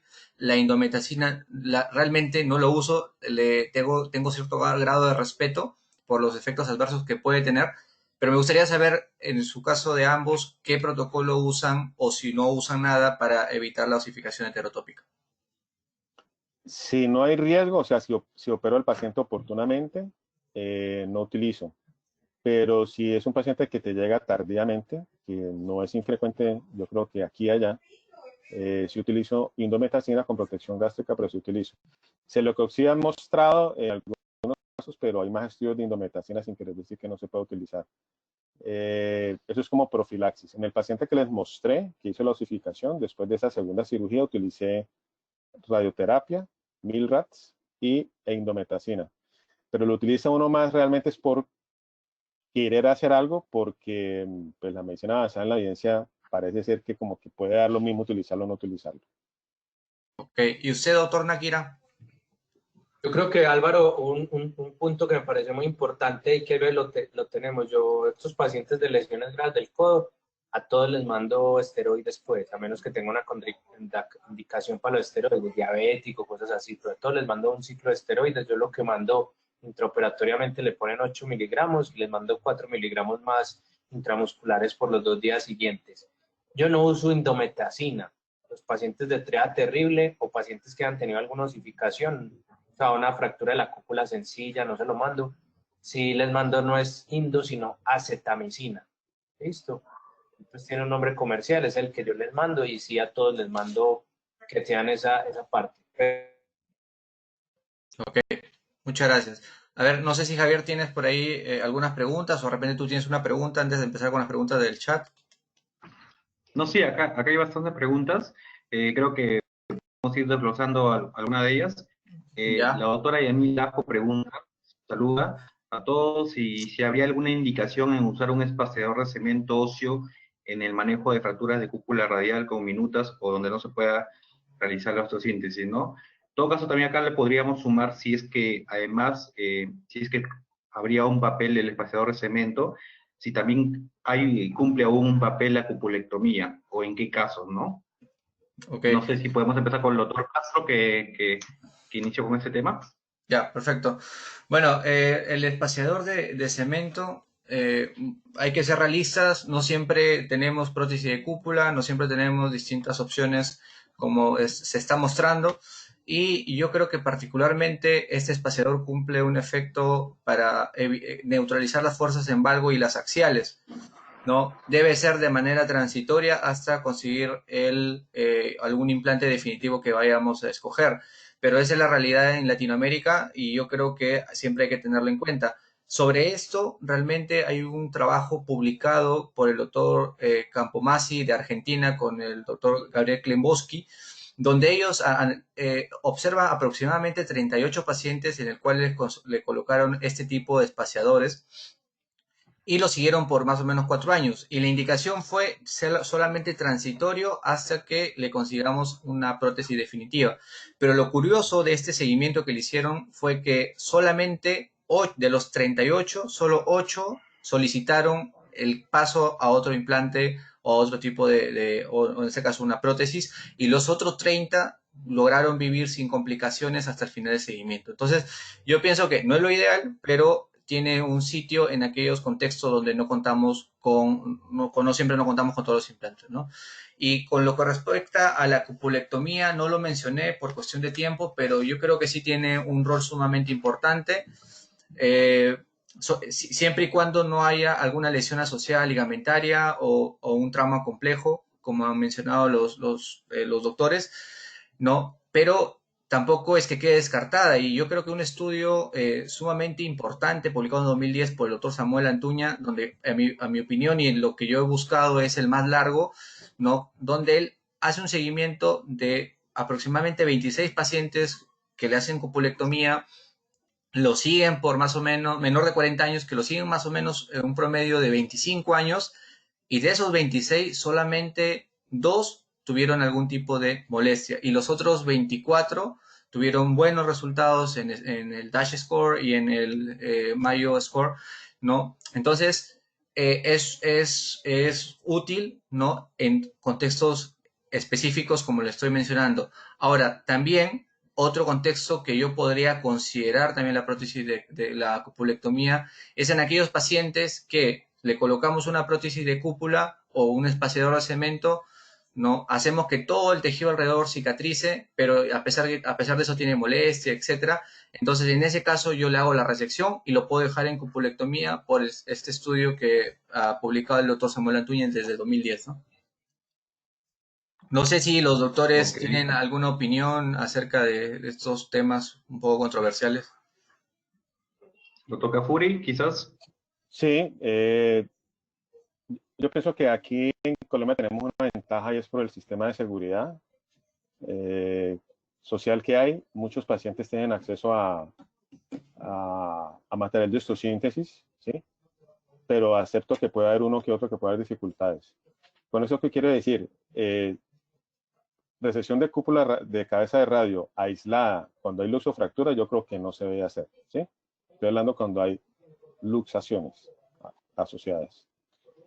Si es el caso y definitivamente no tenemos, yo pondría un espasador de cemento, que obviamente depende mucho de la habilidad de cada quien, con un tornillo como guía para entrar en la diáfisis. Y como lo explicó bien José, si no está inestable, si no creo que la fractura aislada de cabeza de radio tenga una inestabilidad longitudinal, se podría dejar sin cabeza de radio, porque hay algunos artículos, también hay uno de unos italianos de hace unos 6, 7 años.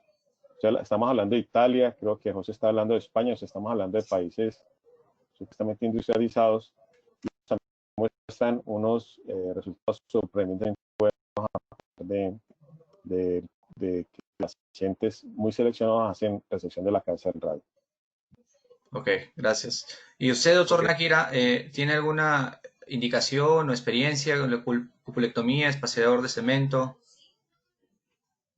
Mira, yo quería como contar. Cuando a mí me fascina la prótesis de cabeza de radio, pues yo creo que sí debe uno tratar de preservar la cabeza en la forma más posible, pero también creo que hay veces hacer esfuerzos sobrehumanos por tratar de tener la cabeza van a ocasionar no uniones, van a ocasionar bloqueos, van a ocasionar problemas, y uno pone una prótesis primaria que no va a revisión. Pero en ocasiones las prótesis que tenemos no son las perfectas para el tamaño del paciente, o como dice Álvaro, el paciente no tiene la posibilidad, no podemos tener la prótesis, etcétera. Entonces, yo le iba a mencionar, y vos lo mencionaste muy bien, y se lo recomiendo a todos los residentes, el trabajo de Capomazzi y Klemboski, pues es un trabajo que es muy sencillo, y hacer una prótesis que lo muestran muy sencillo. Lo que dice Álvaro, hay que tener como la tranquilidad y la calma de esperar que se frague bien el cemento, que quede la cosita redonda, el tornillito para meterla ahí, y funciona porque realmente ahí funciona como un espaciador.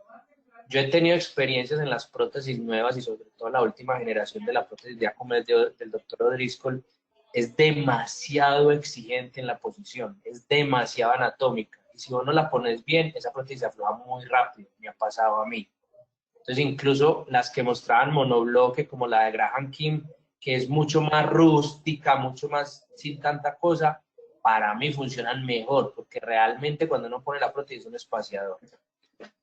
La resección de la cabeza, yo en trauma agudo no se lo recomiendo. O sea, busquen poner un espaciador, busquen poner lo que sea, porque en trauma agudo puede tener una lesión ligamentaria y ustedes no la saben, no la reconstruyen, etcétera. Entonces después van a tener problemas. Yo tengo un caso, una paciente, fractura de cabeza, operada en otra institución, con muchos problemas, dificultad, al año. La llevábamos como para resecar versus una prótesis. Cuando yo la resequé, miré, intraoperatoriamente era estable, además llevaba 1 año de evolución del trauma, había cicatrizado toda la parte ligamentaria, muy bien. En el seguimiento al año, la paciente empezó con inestabilidad, sensaciones del cubital, porque empezó a ver la inestabilidad en válvula. Le puse la prótesis y recuperé pues todas las cosas, incluso una prótesis un poco más difícil y todo. Entonces, ese es como mi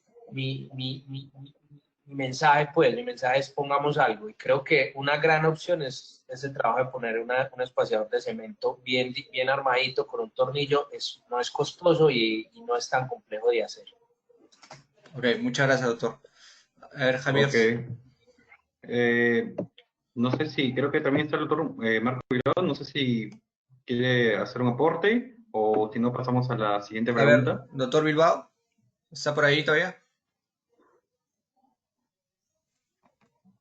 Buenas noches, José. Buenas noches. Hola, doctor, ¿cómo está? Muchas gracias por la invitación, y agradeciendo a los colegas colombianos por las excelentes ponencias que han tenido. Nos están ilustrando bastante, creo yo. Nosotros sí, respecto, digamos, a lo que son espaciadores, como dicen, hemos tenido de manera anecdótica la posibilidad, lo hemos usado en dos oportunidades. La verdad que no nos ha ido tan bien, ¿no? O sea, hemos tenido, digamos, rigidez el tamaño y, digamos, lo que se hace con el cemento no es lo que muestra una prótesis. La superficie es muy rugosa, lesiona el cartílago, entonces no es una buena opción. Creo que si va a ser temporal, debería ser temporal de repente excesivamente a 1 o 2 semanas, no más de eso, ¿no? En este momento, digamos, desde hace que 2 años más o menos ya no lo usamos. Ya no he vuelto a usar precisamente por lo que he observado. Entonces yo no los uso y no los recomendaría. Ahora, respecto, digamos, a las cupulectomías, tengo, digamos, un par de casos también de manera aislada, que se hizo cupulectomía por una lesión severa de la cúpula radial, y con buena función. Son pacientes jóvenes que hacen actividad, digamos, obreras de fábrica. Una de ellas es obrera de fábrica, otra paciente trabaja en una tienda retail, y no tienen problemas, no han tenido problemas, digamos, de dolor en muñeca, no han tenido problemas de limitación funcional del codo. Es más, lo que sí he observado es que una cupulectomía bien indicada, digamos, la paciente al día siguiente de la cirugía está sin dolor y con una movilidad del codo, yo diría, normal, ¿no? Entonces, es una buena opción, pero igual hay que estar, digamos, observándolos muy, muy de cerca, ¿no? Porque de pronto en años sucesivos pudiesen hacer dolor de muñeca, es lo que escribe la literatura, ¿no? La migración proximal del radio. Entonces, habría que esperar esa situación. Felizmente en estos casos, digamos, uno de ellas tiene ya de 2015, 5 años ya operada y pues, está bastante bien. Espero que siga así. Muchas gracias, doctor. Gracias por la invitación. Ok, perfecto. Perfecto. Acá, continuando con las preguntas, acá el doctor William Andrés Zambrano menciona de que en su hospital donde laboran, incluso realizan, en el caso que no tengan para hacer colocar una prótesis o realizar un espaciador con cemento, realizan la interposición de anconio. ¿Alguno de los panelistas tienen alguna experiencia con este tipo de técnica? No sé si el doctor Kafuri o el doctor Nakira pueden empezar, si han realizado ese tipo de procedimientos y cuál es su experiencia en eso. No, la conozco la técnica, pero no la he utilizado. ¿Y usted, doctor Nakira? Doctor Nakira. Yo lo he utilizado, pero no en ámbito de fractura, lo he utilizado en un ámbito de artrosis radiocapitelar, pues, como una interposición, pero no en fractura. Ok. Doctor Bilbao, ¿usted ha realizado alguna vez este procedimiento, la interposición del músculo anconio? No. Estoy escuchando, lo había escuchado, pero nunca lo he usado. Ok. Bueno, yo tampoco, la verdad. Okay. Yo lo que he visto es su uso a veces en aquellos casos de que se produce este overstuffing de la cabeza del radio cuando está muy grande, etcétera, la resecan y algunos le ponen el anconio en ese espacio que quedó, pero realmente una experiencia propia no tengo. Ok. Acá el mismo doctor Willy Zambrano menciona sobre la indicación en manejo conservador de fractura de cúpula radial. ¿Cuál sería el seguimiento o riesgo posterior de desplazamiento e inestabilidad radiocubital distal? Doctor Castro, que quizás tocó el tema, ¿podría iniciar? Ok. Bueno, las indicaciones como lo había mostrado, ¿no? Una fractura no desplazada, mínimamente desplazada, ¿no? Que puede comprometer a un área pequeña o quizás puede estar desplazada, pero lo más importante para decidir es el rango articular, como lo mencioné, que no tenga bloqueo. Si no tiene bloqueo, ese paciente es candidato a tratamiento conservador, que consiste, como lo expliqué, en movilización temprana. Y mi experiencia personal en estos casos conservadores realmente es buena, ¿no? Y los resultados, si es que tú inicias el movimiento precoz, realmente son excelentes.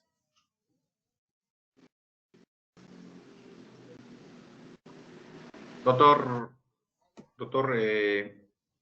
Cafuri. Sí, yo pienso que José lo describió muy bien, cómo hacer el manejo conservador, las indicaciones. Y de hecho, yo creo que yo hoy en día soy mucho más conservador en fracturas aisladas del radio que lo que era hace unos años, ¿sí? Si yo veo que el paciente no tiene bloqueo, como dice José. Trato de ser conservador, siempre y cuando pues, los fragmentos no estén muy desplazados.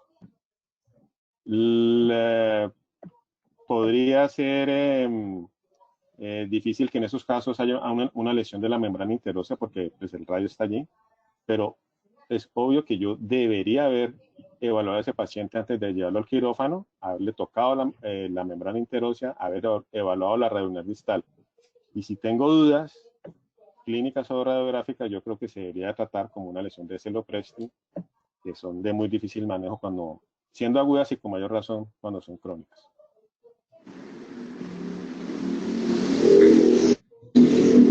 Doctor Nájera. Pues mira, el tratamiento ortopédico es muy claro. Y yo creo que, por ejemplo, si ustedes lo ven en la clasificación de Hodgkin, que toma la de Mason, el cambio y pone el bloqueo de la pronosupinación. Hay veces, porque sé que aquí hay residentes, hay veces siempre está como, ¿cómo saber si el paciente tiene un bloqueo o no? Porque yo lo voy a tocar y le duele. Hagan una infiltración en el punto blando, pónganle algo de anestésico intraarticular y miren si el bloqueo es por dolor o realmente el bloqueo es mecánico. No tiene bloqueo, es un paciente. Ojo, como siempre yo les digo, no cargas, pero sí movilidad. El paciente haga su flexo, extensión y pronosupine. Entonces hablaban, ¿cómo evaluar que se desplace? Pues si el paciente, en desplazamiento vamos a saber clínicamente si el paciente, doctor, yo estaba moviendo muy bien y ahora ya no muevo tanto, o ya no siento que soy capaz de esto. Entonces eso es algo claro. Yo generalmente a la primera semana tomo una radiografía para estar tranquilo y para evaluar cómo está el paciente moviendo. Dependiendo del dolor que tenga el paciente, podemos inmovilizarlo una semana máximo o manejarlo con un vendaje blando o un cabestrillo. Pero si ustedes inicialmente, y estoy de acuerdo con Álvaro, yo creo que también antes operaba muchos pacientes medio estaban desplazados, los operaba, ahora está bloqueado, no lo opero. Ese trabajo es muy bonito para que lo busquen de Graham King, que evaluó las Mason 2 sin bloqueo y los resultados funcionales son muy buenos. Es un trabajo de hace como 6, 7 años, muy bueno. Doctor Marco Bilbao. Yo también tengo la misma opinión de los colegas anteriores, ¿no? Una fractura, digamos, no desplazada o con una mínima angulación, o de repente 2 fragmentos de la cabeza, pero un desplazamiento mínimo y no hay bloqueo, no se opera. Lo que hago es, le pongo cabestrillo de repente una semana, 10 días, pero en ese rango, digamos, de días el paciente está flexionando el codo, puede ser 90 grados, pero está haciendo flexión, extensión, entonces lo que va a limitar, digamos, es el dolor.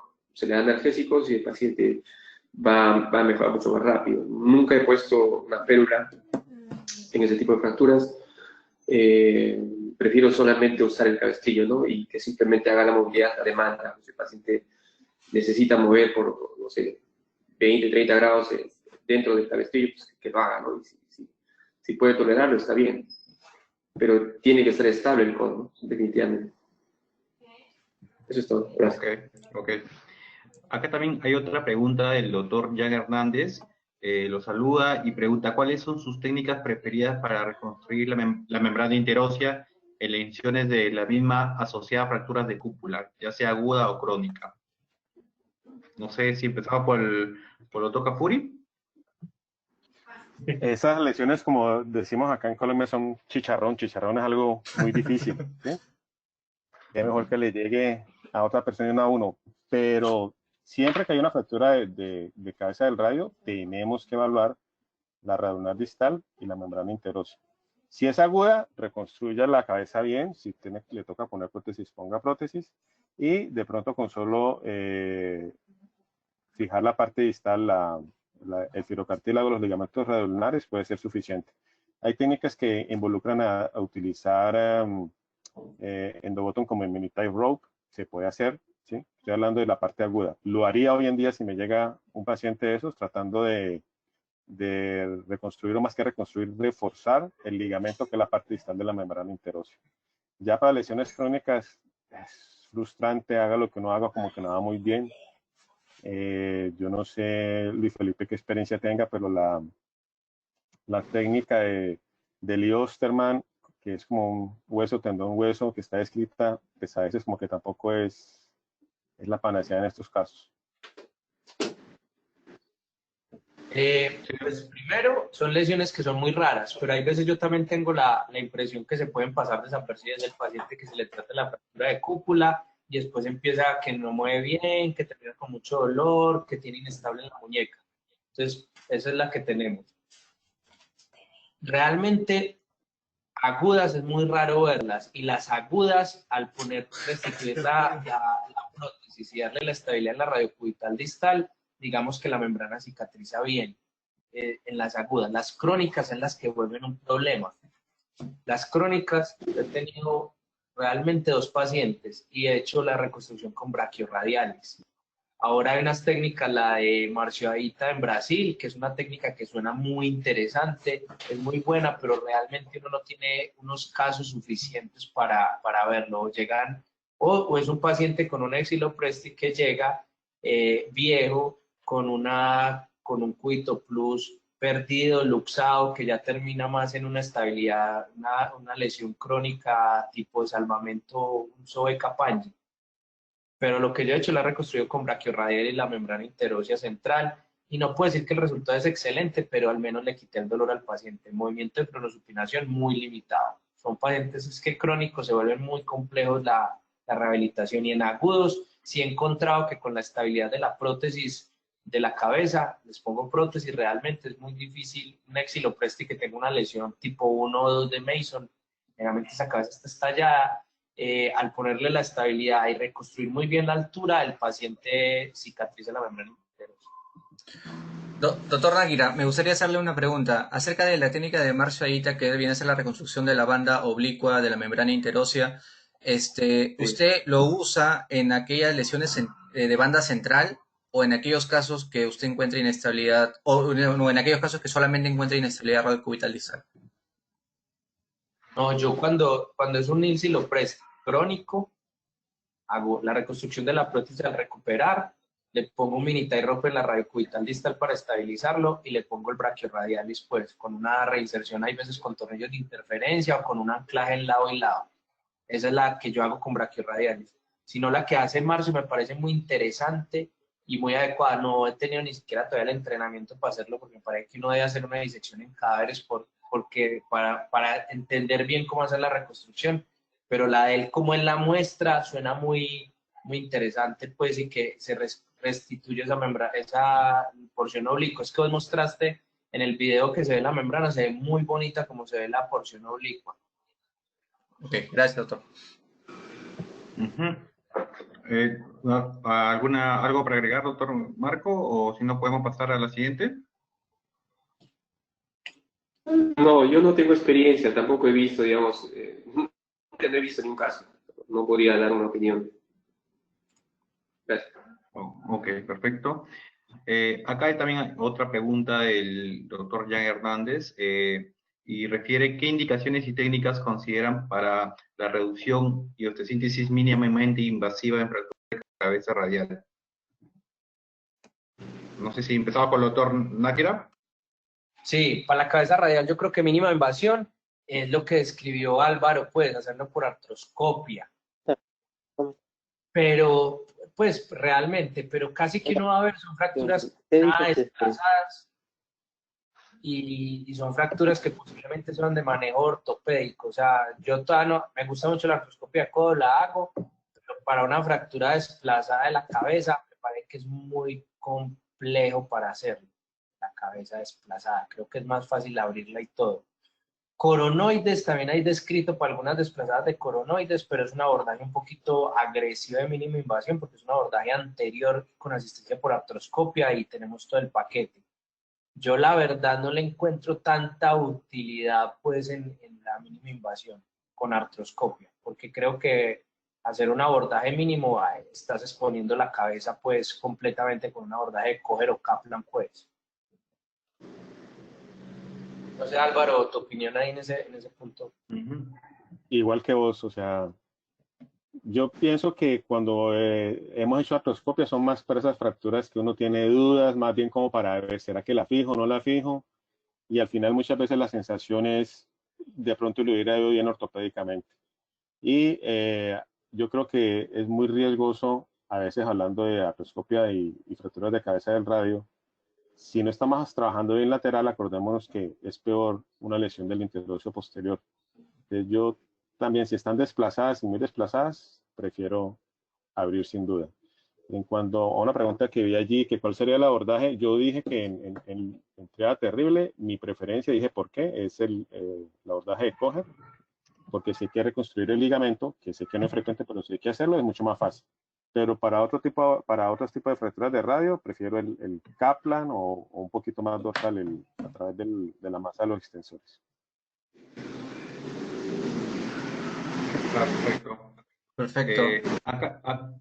Acá hay una pregunta también que nos hace el doctor Javier sobre una triada terrible de 3 meses sin reducción, Mason 2, con coronoides no reconstruible y un luxado, un paciente joven. ¿Cuál sería su manejo? Hay que operarlo. Doctor Kafuri.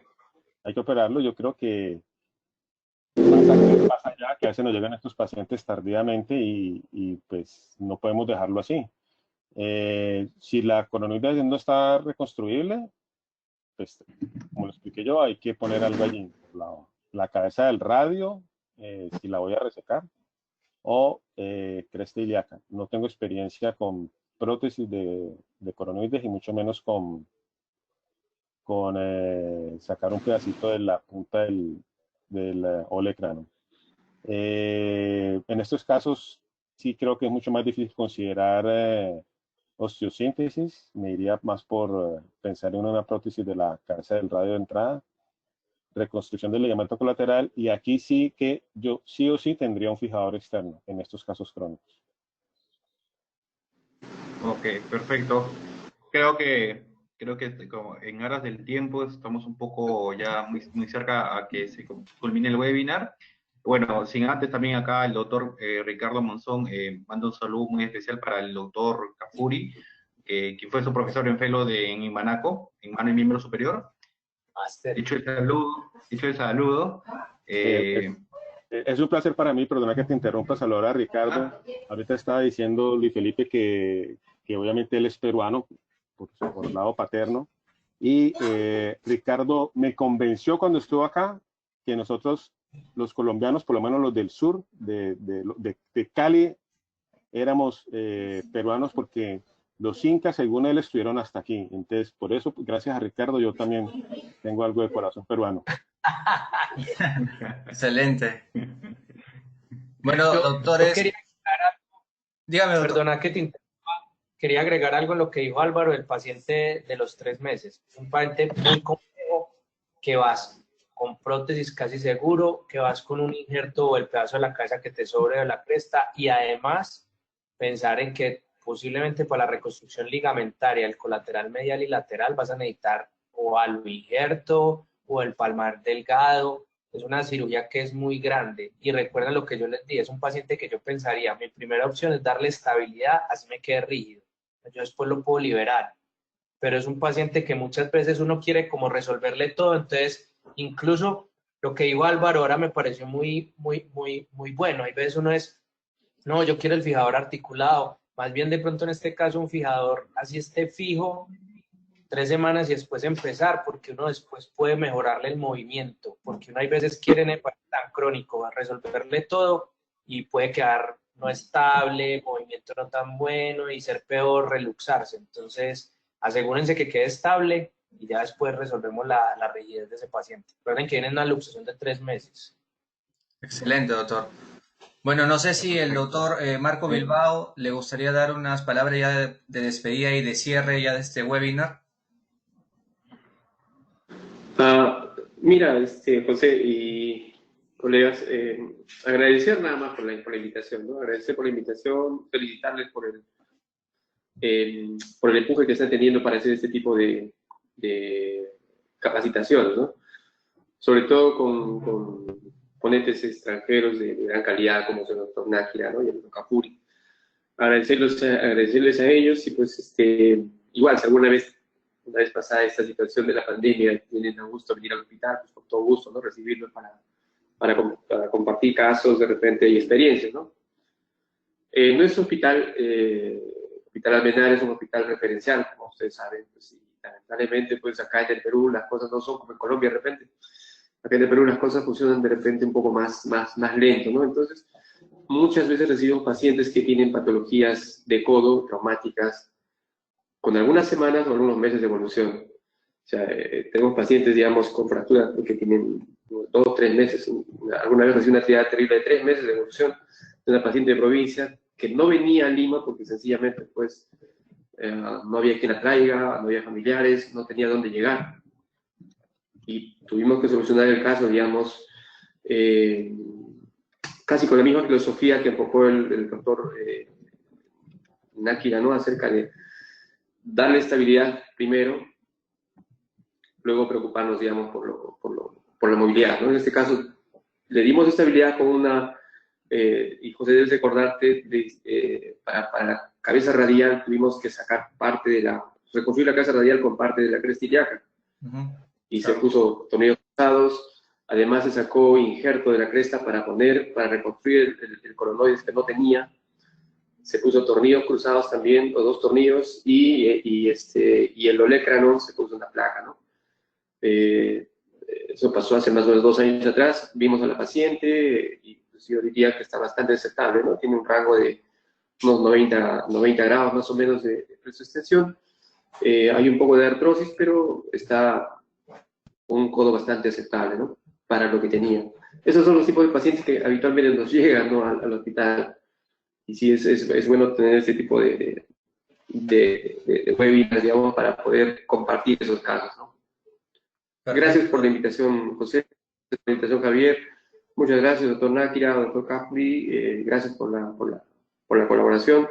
Y una vez más, están invitados al Hospital Almenara para compartir de repente experiencias. Muchas gracias.